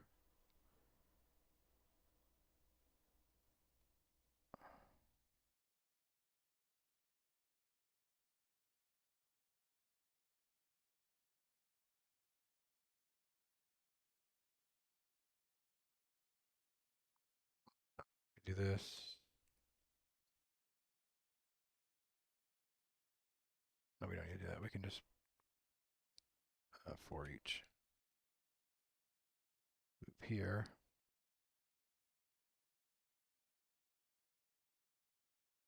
And then get this equal key door. If that's true,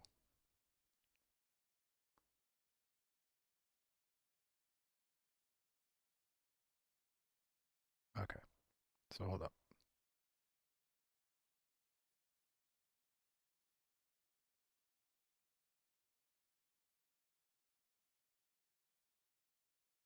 Get data table row names.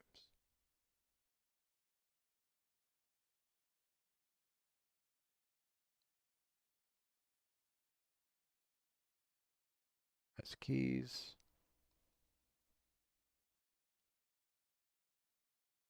If that is true, then just say, we'll just print a string real quick. Print string, just to see if it's working.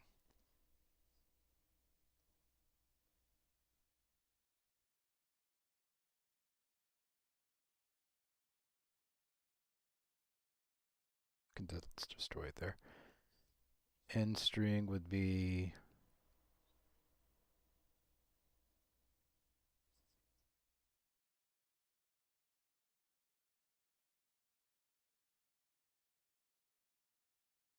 get a copy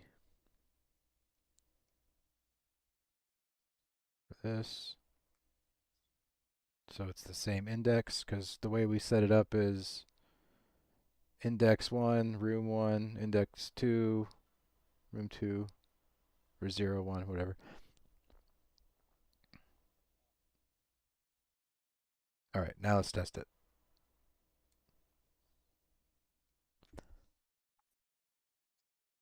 Excuse me.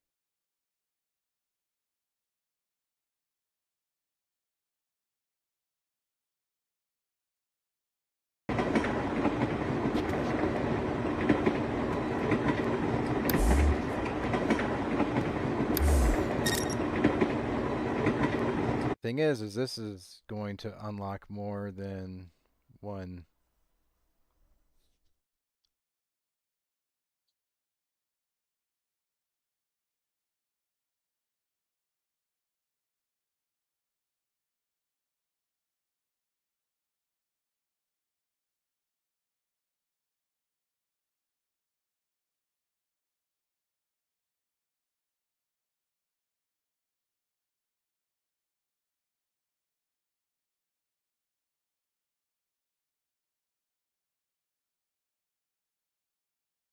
Maybe we can just do this instead. Because we'll use this later. We can use this in the UI to say what keys this unlocks or what doors this unlocks. But now we can just get this and get append. Or how do you edit this?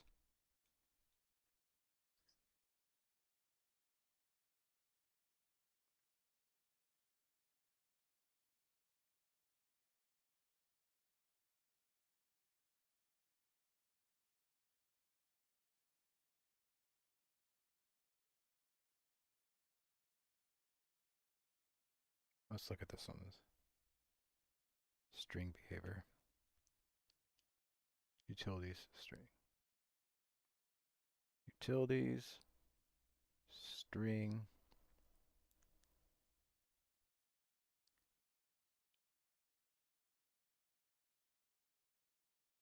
Let's see here.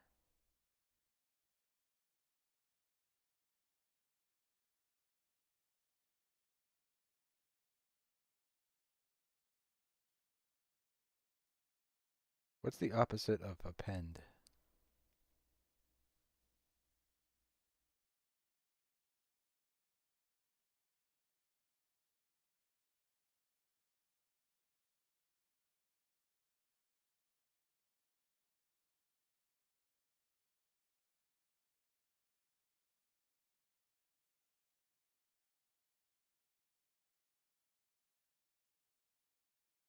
You guys know this? So parse into a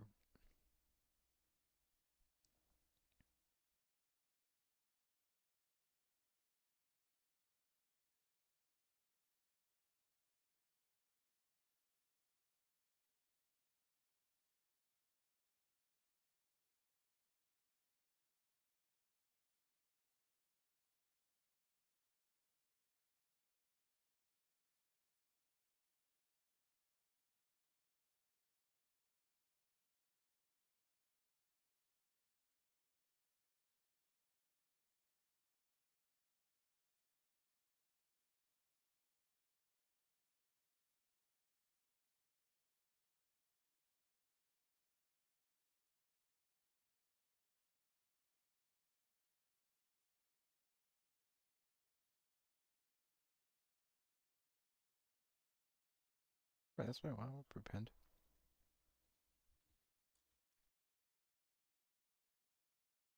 That's up there.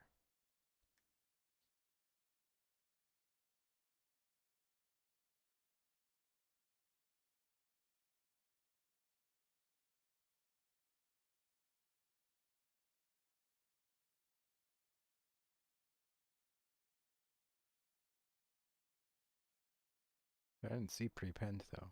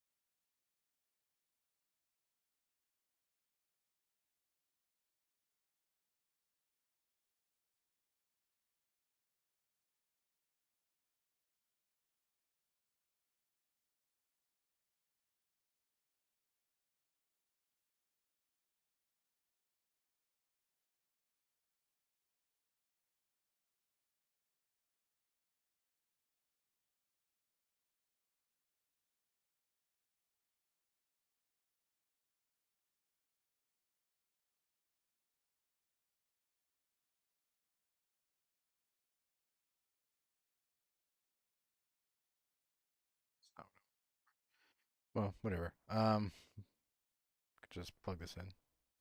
I just wanted to type in found this key, but whatever.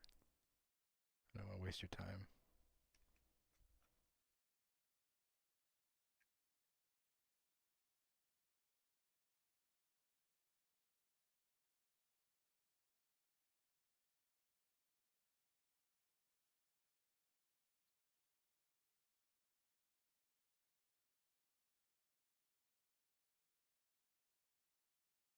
There's no. Is there a pen? Append?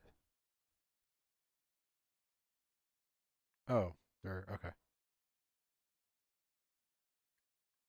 I thought a pen was just for the end. Okay, my bad.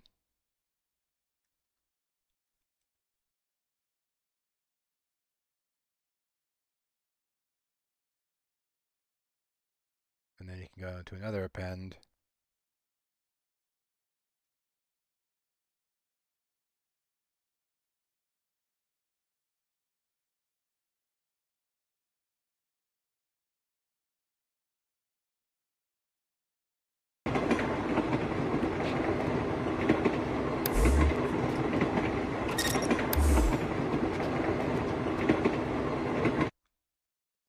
So now we can create a widget.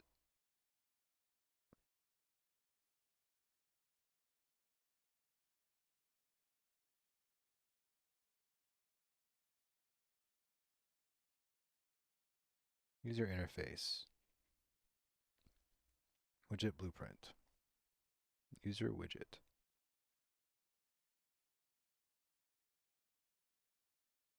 Menu. Error menu.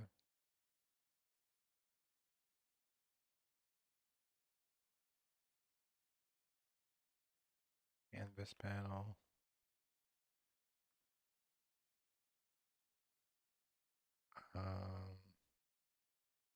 Vertical box.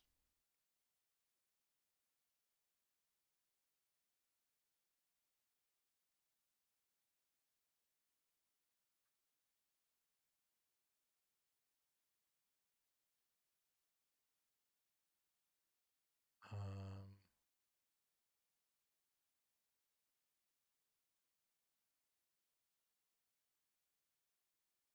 50. Yeah, button. I don't know. Should do it like this or on top?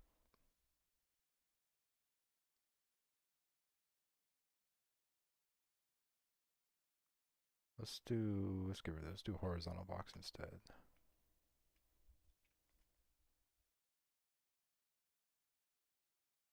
And then anchors, we'll do this. Then that. And then this will be. All right. And now let's add a button.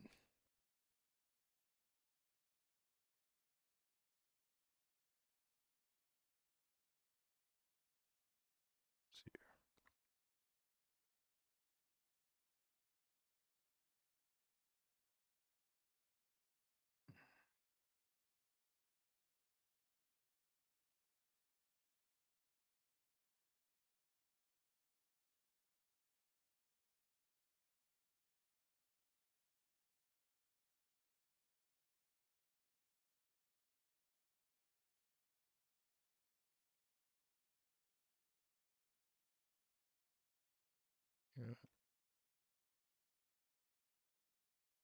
Adding.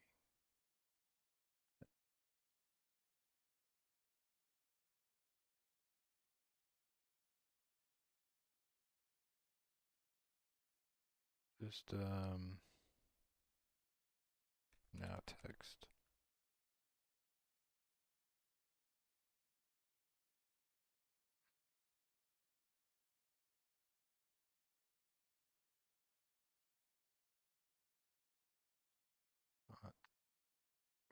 Outline.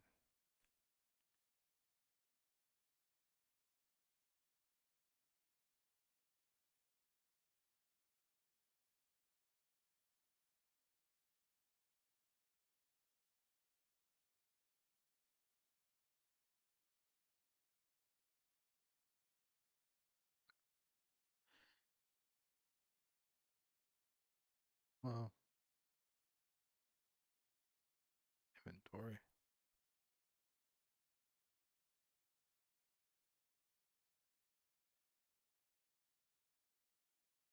And inventory.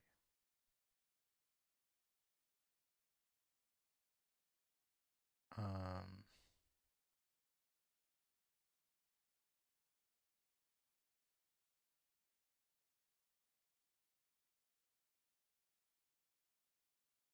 wrap with a widget switcher.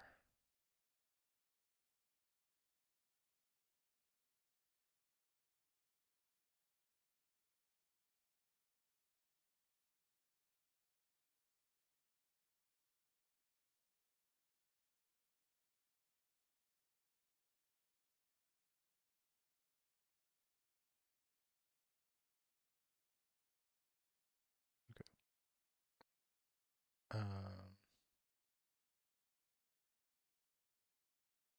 I don't know if this needs to be a variable or not. It's just selection.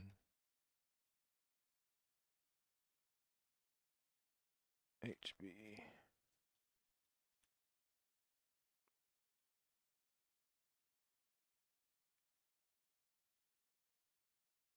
And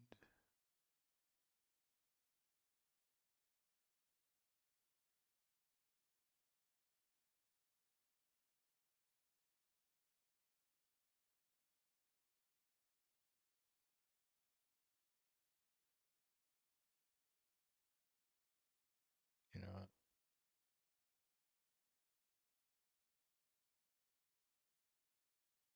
Empty.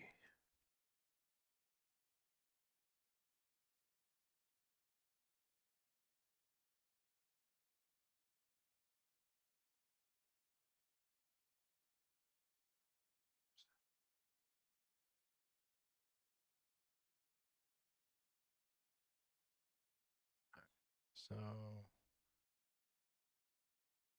on clicked. Get the widget switcher and set active window index to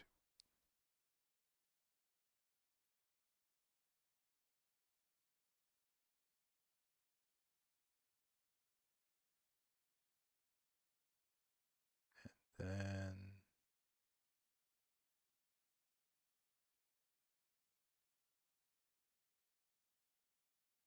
I'm gonna add another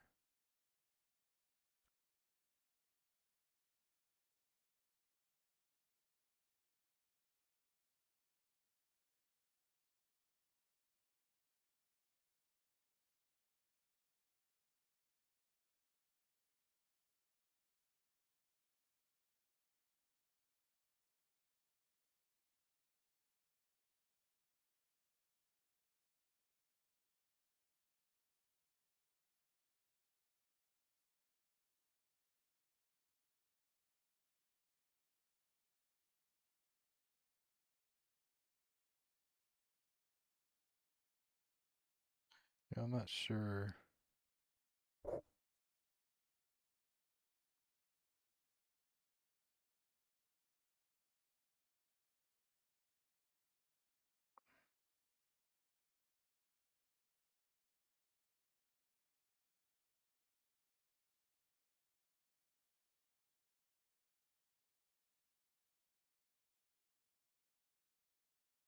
see here.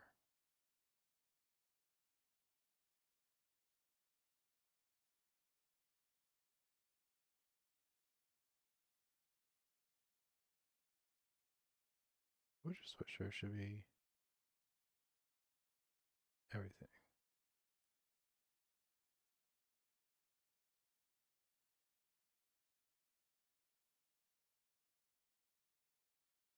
This should be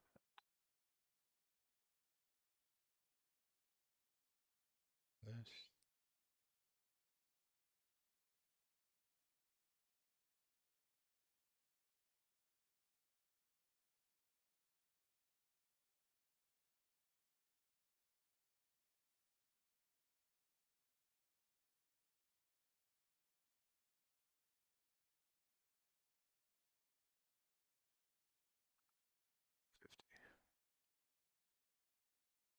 No.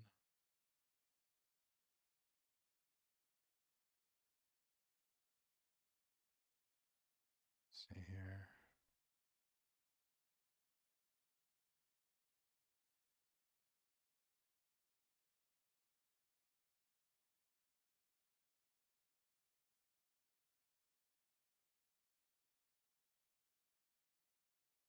So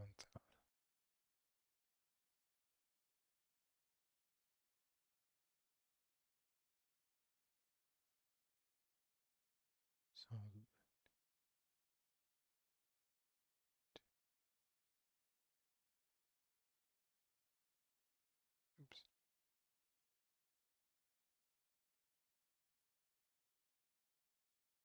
Okay.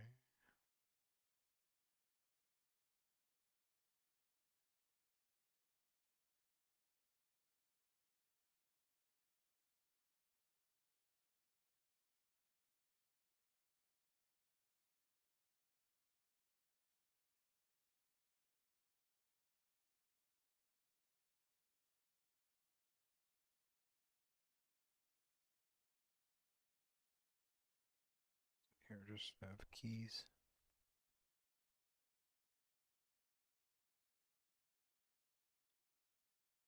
And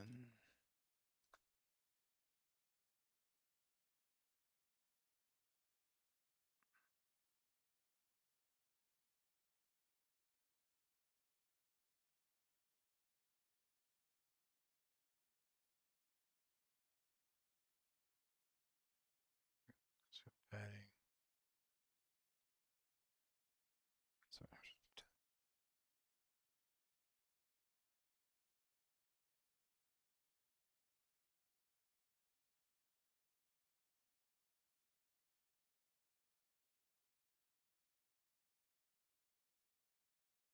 we know how many things will actually have there.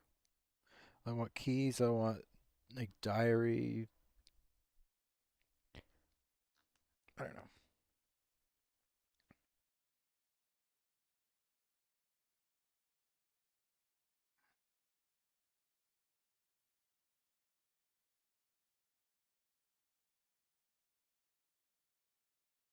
Kind of messing this up a little bit. Be better to have like, I don't know. I just don't think this is the way to go about doing this.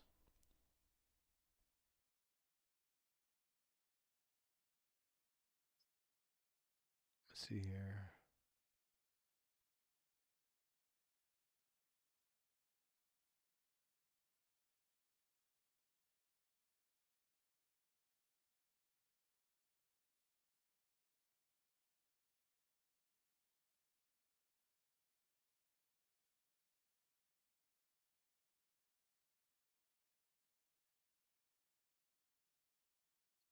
Box.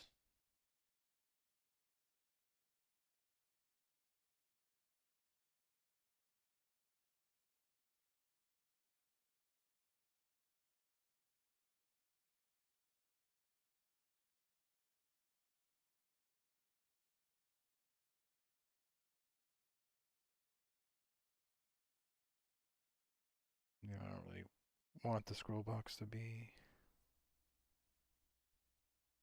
Well, whatever.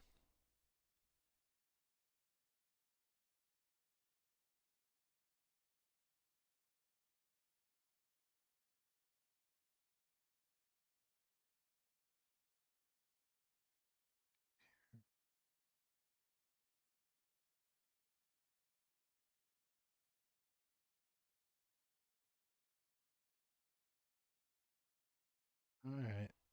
Good night, everyone.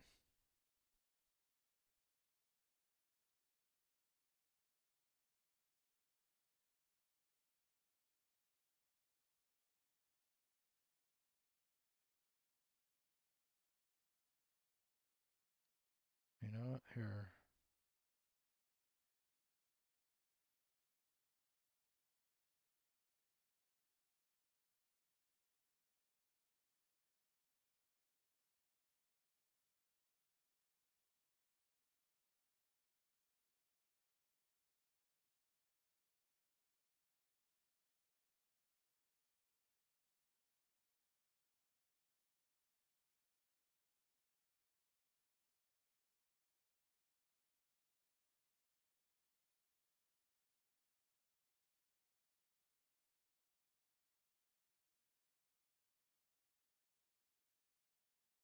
So here. Fill. Image.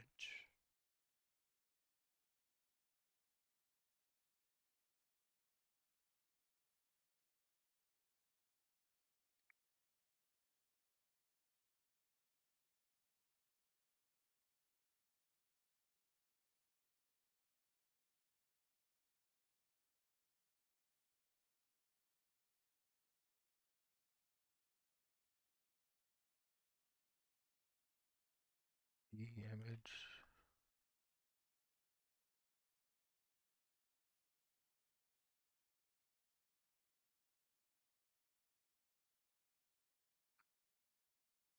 Key description.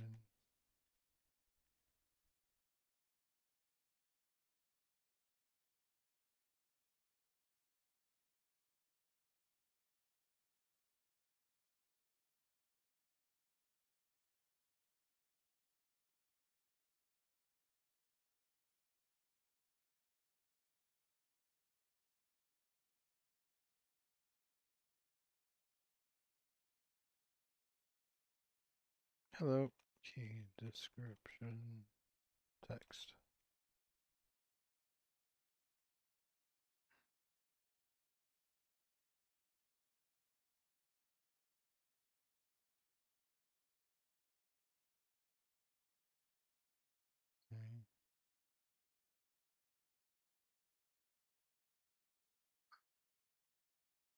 Okay. So let's just first see if this works.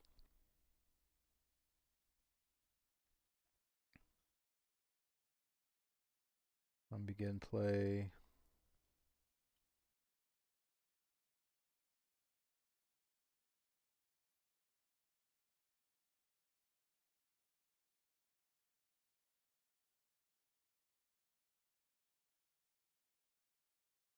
Second here.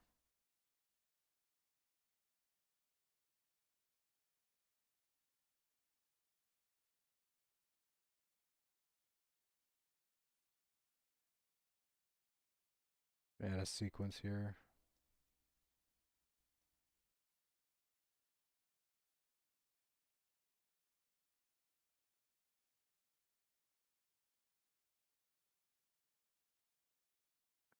Create widget.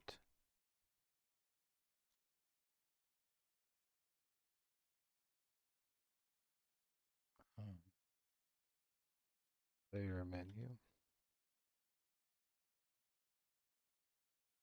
And then we will promote this to a variable. Layer menu.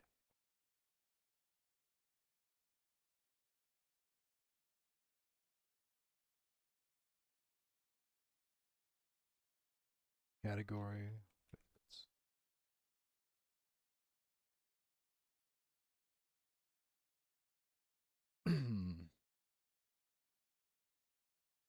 Let's see here. City.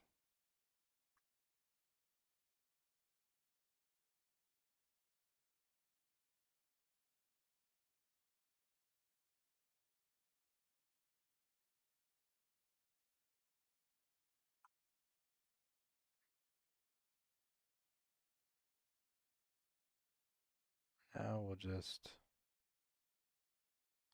What happens if you hit the escape key?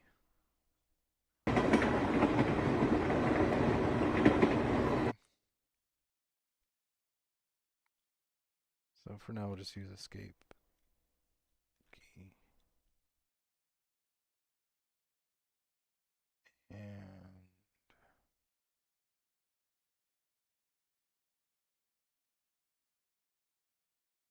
get player menu, add to viewport. And for now, we can just do a flip-flop. See here. Flip-flop.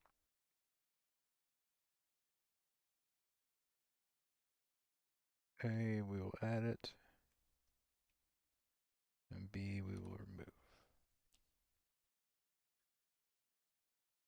Let's see if this works.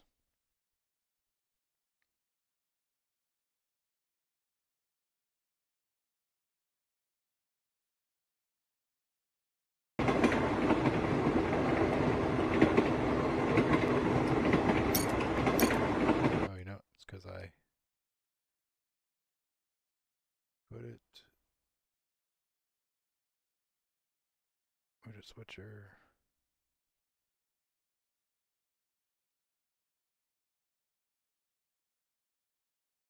Active 0.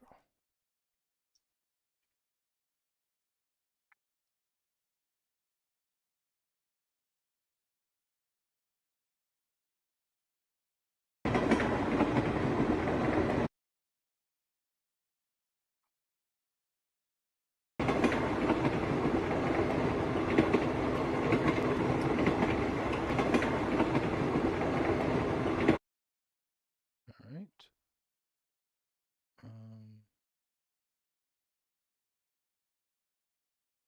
For now, let's just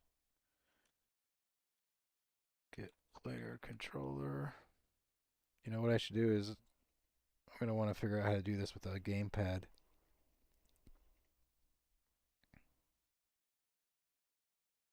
Because I want that to work. Is it show mouse cursor?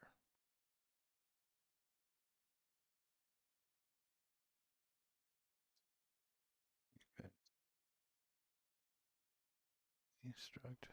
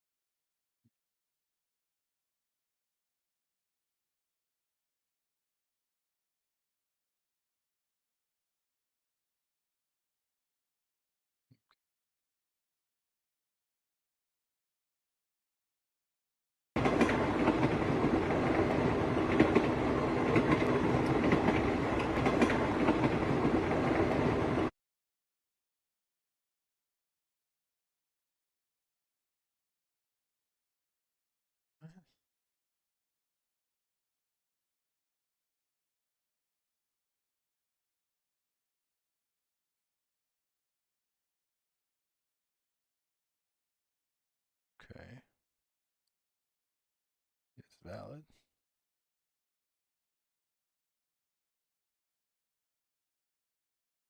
It's weird that it's saying there was no player controller, but okay.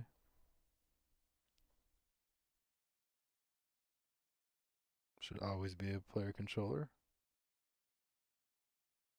All right.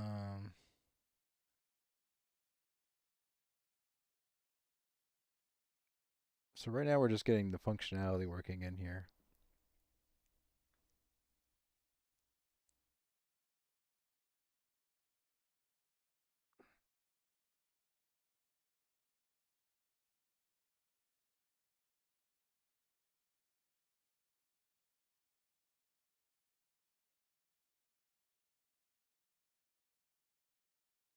So on keys,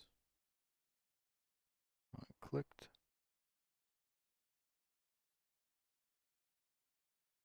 We want to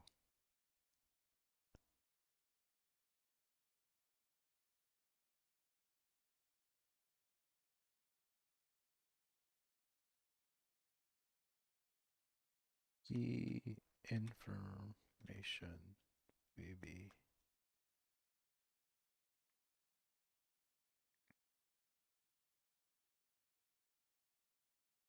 Get set visibility.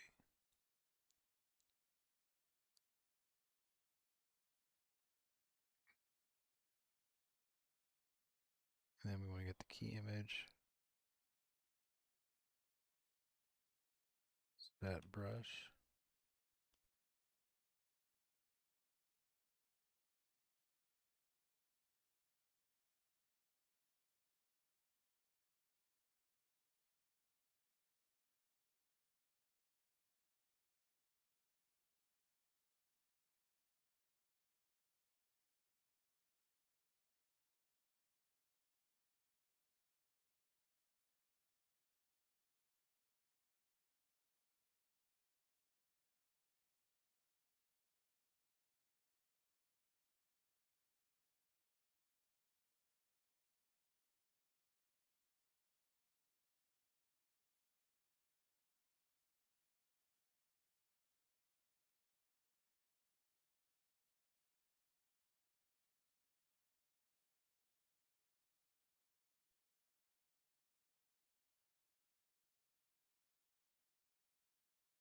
I don't think this is the best way to do this. I just want to see if it works.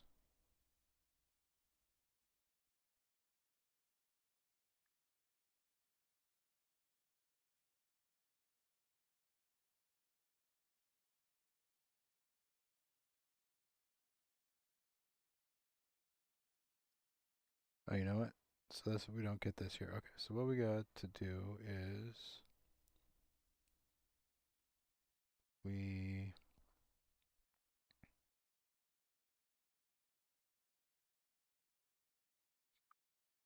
there would be like if we select keys, really what it should do is should take us to another like list of keys, and then we choose from that list that we have.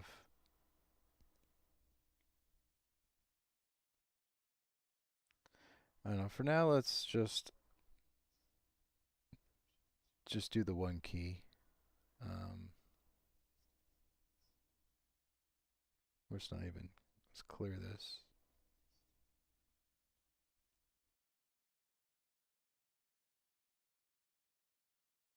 Key description text. We'll set text. So what we should do is then here you can get the variable data table.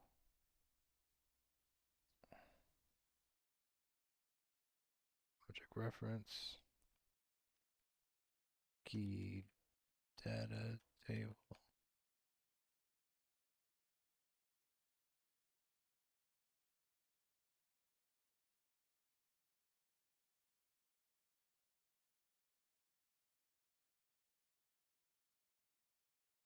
I use some of this same stuff here.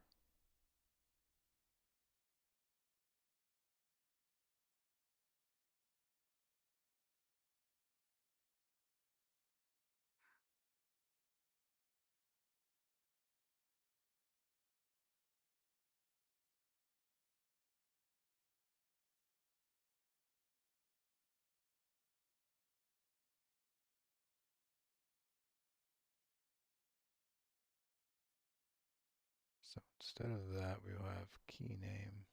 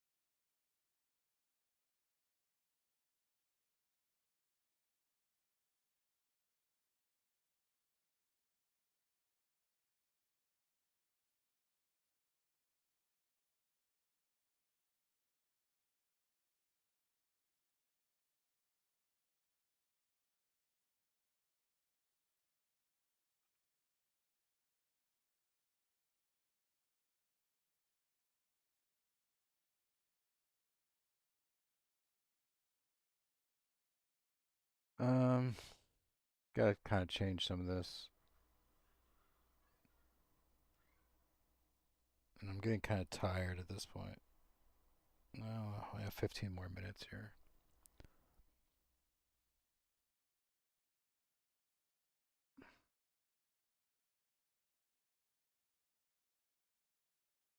Let's see here.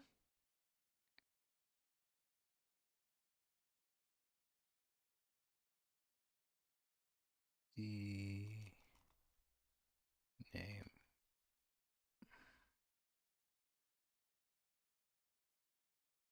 And then this is the star key.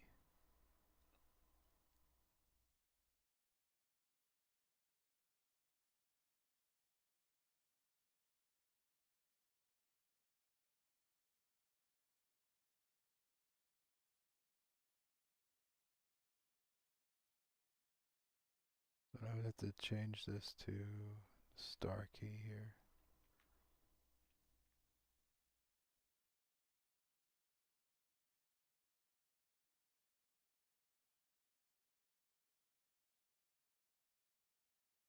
Star key.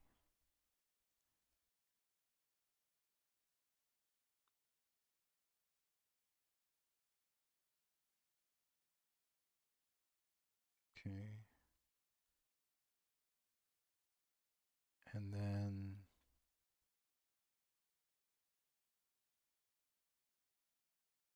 the train door.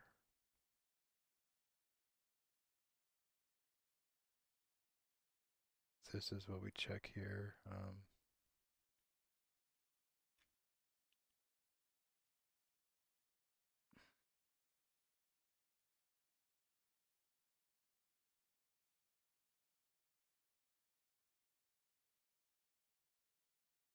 Is the data table here. Might be a better way to do this.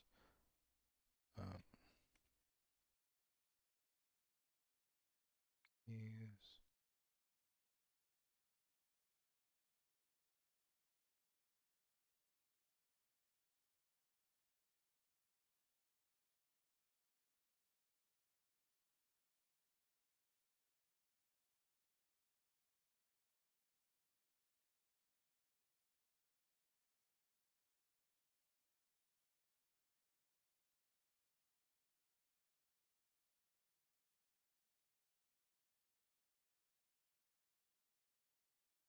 Okay.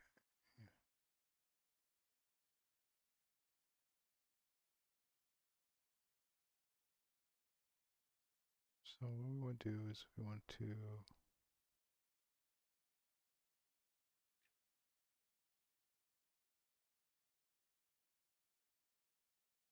second here.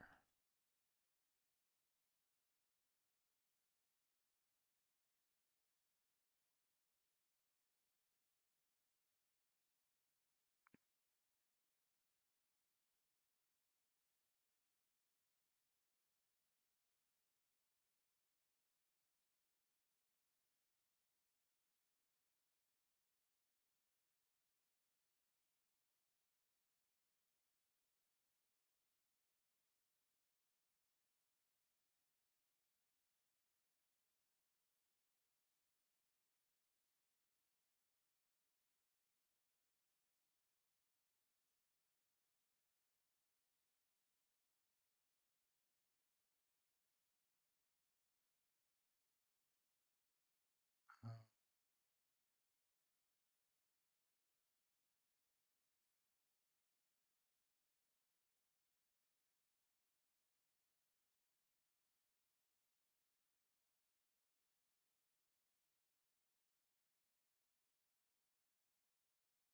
Here we go. Like this.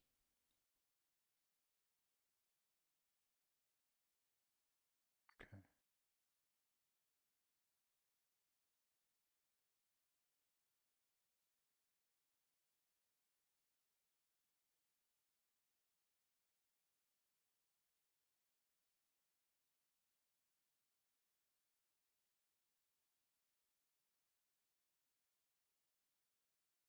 row is found. We want to check if this is equal to this.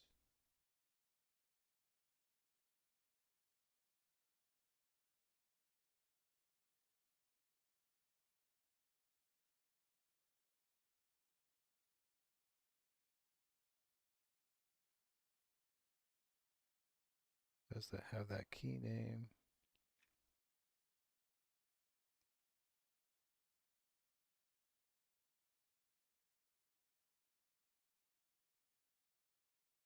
And if so,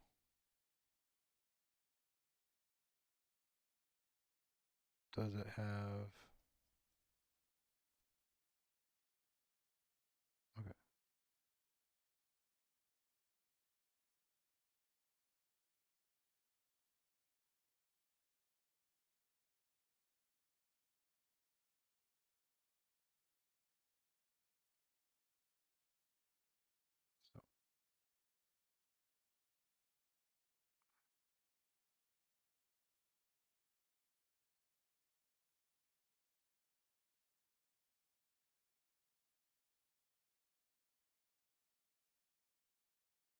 So we have that.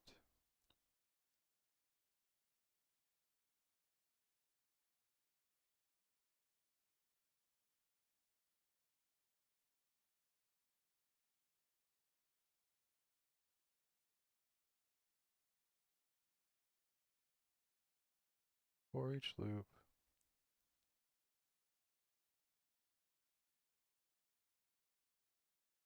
we will go through here, cast, and see if he has the key that equals this key name. And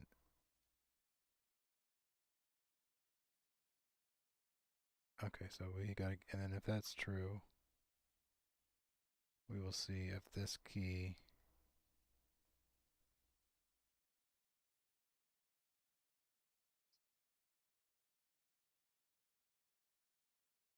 is equal to this.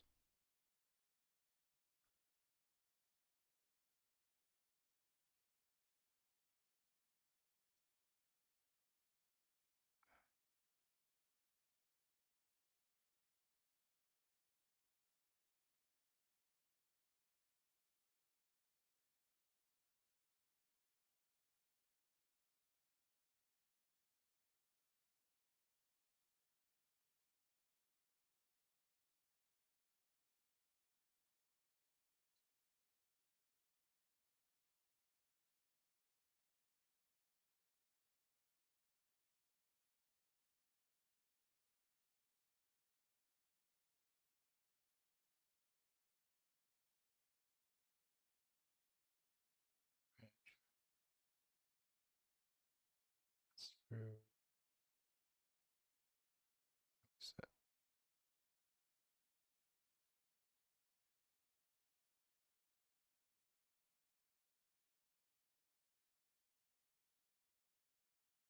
Maybe this is too complicated. But it will be more modular going forward.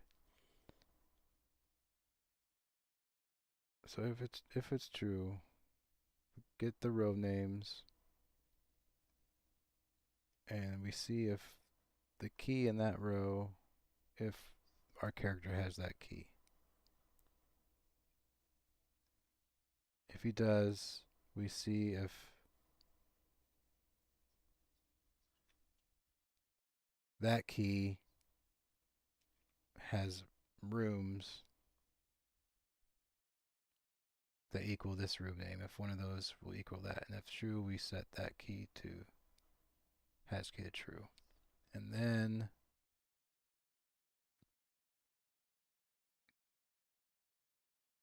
that will be completed here, because this is looping through all of this. So we just have a custom event. Custom event. Has key.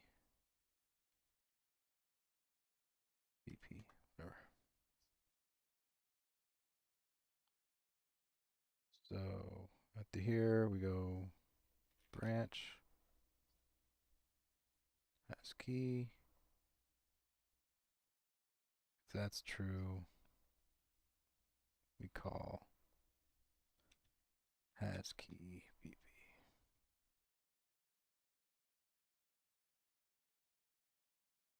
Theoretically, that should work.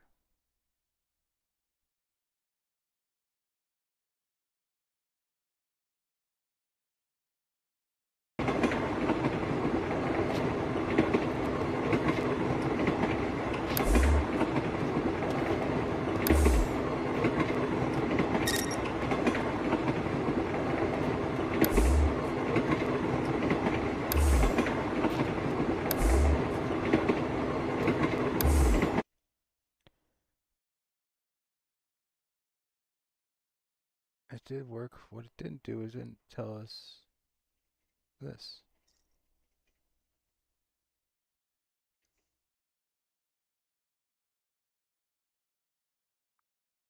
Oh, you know, maybe I changed.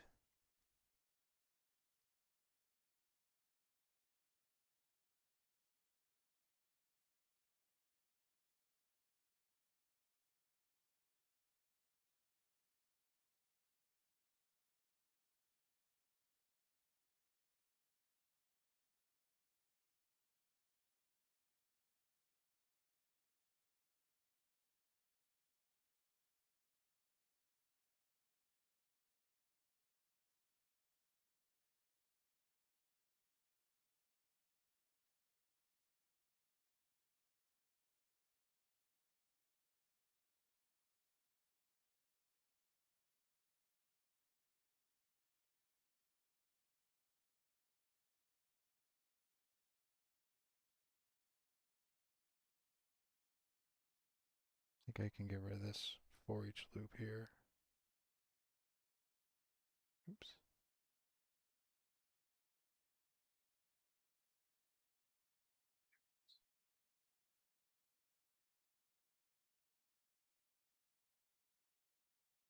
Go found.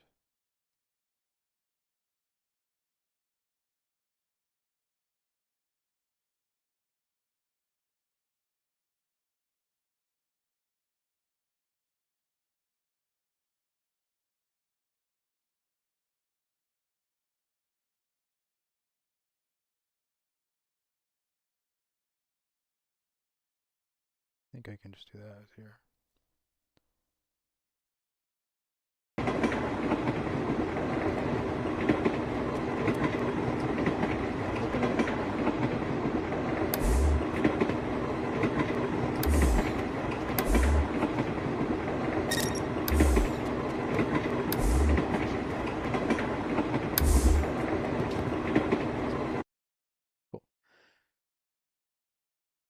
So now this will be more, I know it took some work to get that to work, but now if we have keys that open multiple doors, we can, um, you know, we won't have to do it more.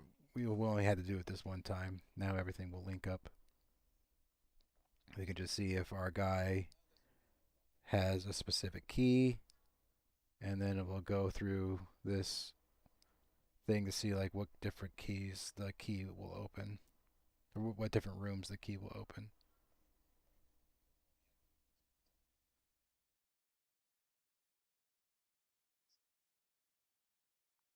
So it's getting the data table, looping through the row names.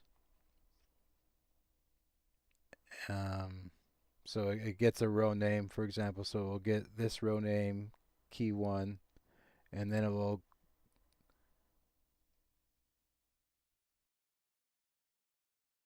go through these things: key name, key image, key room names. But what we're doing is we're getting our, once we get the row name, we're getting our sandbox character, and we're getting his keys, and we're doing a for each loop there. And it's going through each of those keys to see if it has a key that matches the name that he has. Like, so it's going to go through here and it's going to check this key name against the key name that he has here, right? That was added here when we picked up the key. So if he has that key, then what it does is it looks at the room names that the key opens, and it goes against this room name here on the door that was set inside the map.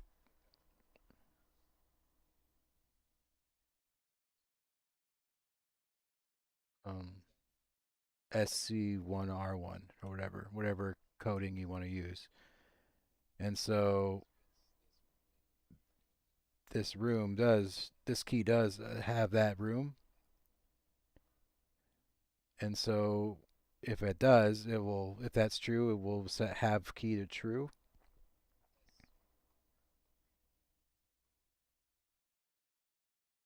Um, and if that's true, when this finally completes, once it goes through all the row names, it will call that has key, and then it'll open the door. So I know that's might be a lot, but now we can create other keys with this data table, and we can open up other rooms. All we have to do is just type in the information here, and then this will just find it. Um, but for now, I'm getting tired, so I just wanted to see if we can use this to kind of just put in information into the UI. Normally, what I'd like to do is once you hit keys, is then it will have like a picture of the keys. But for now, I'm just gonna push some data for just this one key that we have. So visible, it's going to get a data row, it's going to get key name, all right, and then get this image, put it into that, and then we'll get the room description. Um, for each loop.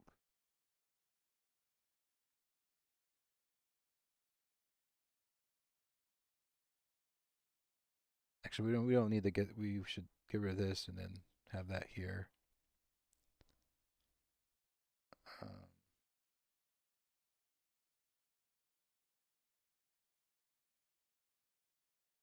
set brush.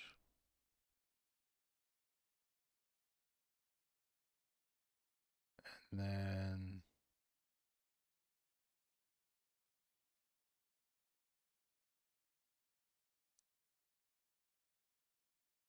thing about this is I don't know how to grab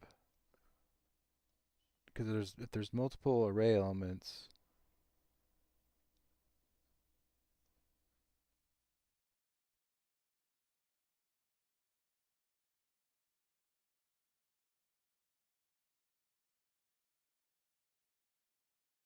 Well, for now, let's just stick it into here. It's only going to show one room. I'm getting tired, so I just want to see what I have here.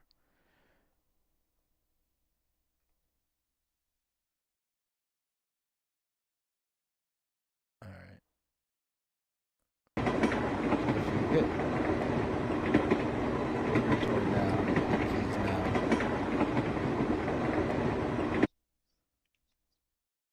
it should only do that if.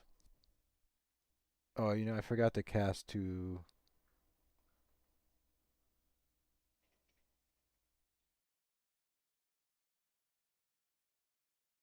Yeah, we kind of got to do the same thing in here.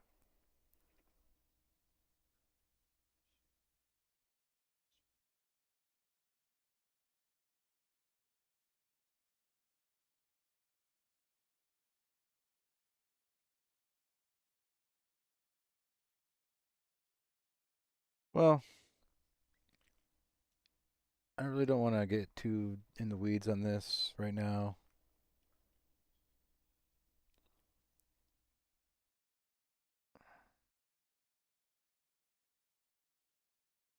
Let's just see here. we'll just do this one thing here.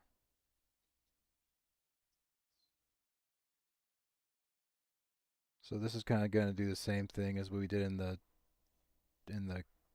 door code.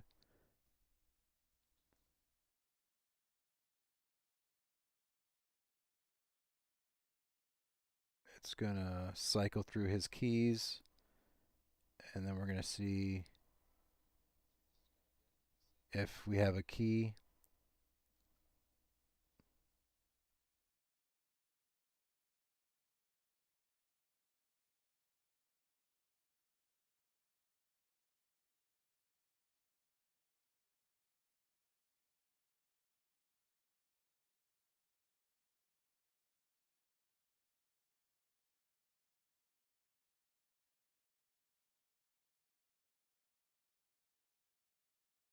Um, so if it's true, then we will do this. If not, it shouldn't do anything. So hold on a second here.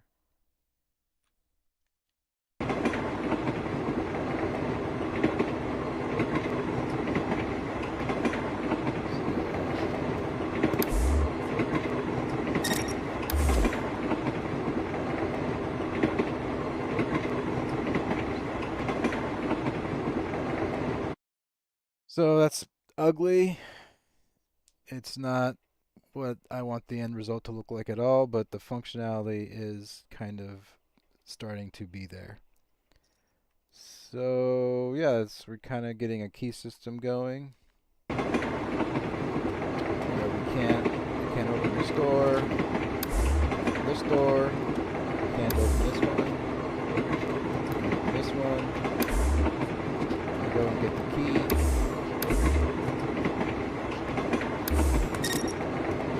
Star key, inventory, keys. Now I can go and open the store.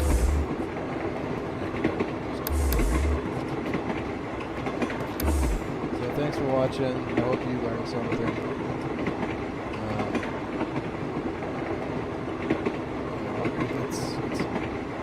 Right now I'm just streaming these sessions just to force myself to work in Unreal Engine.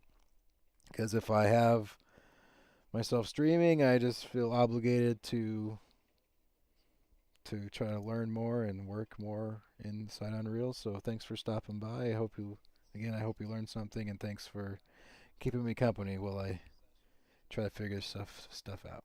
I will see you tomorrow.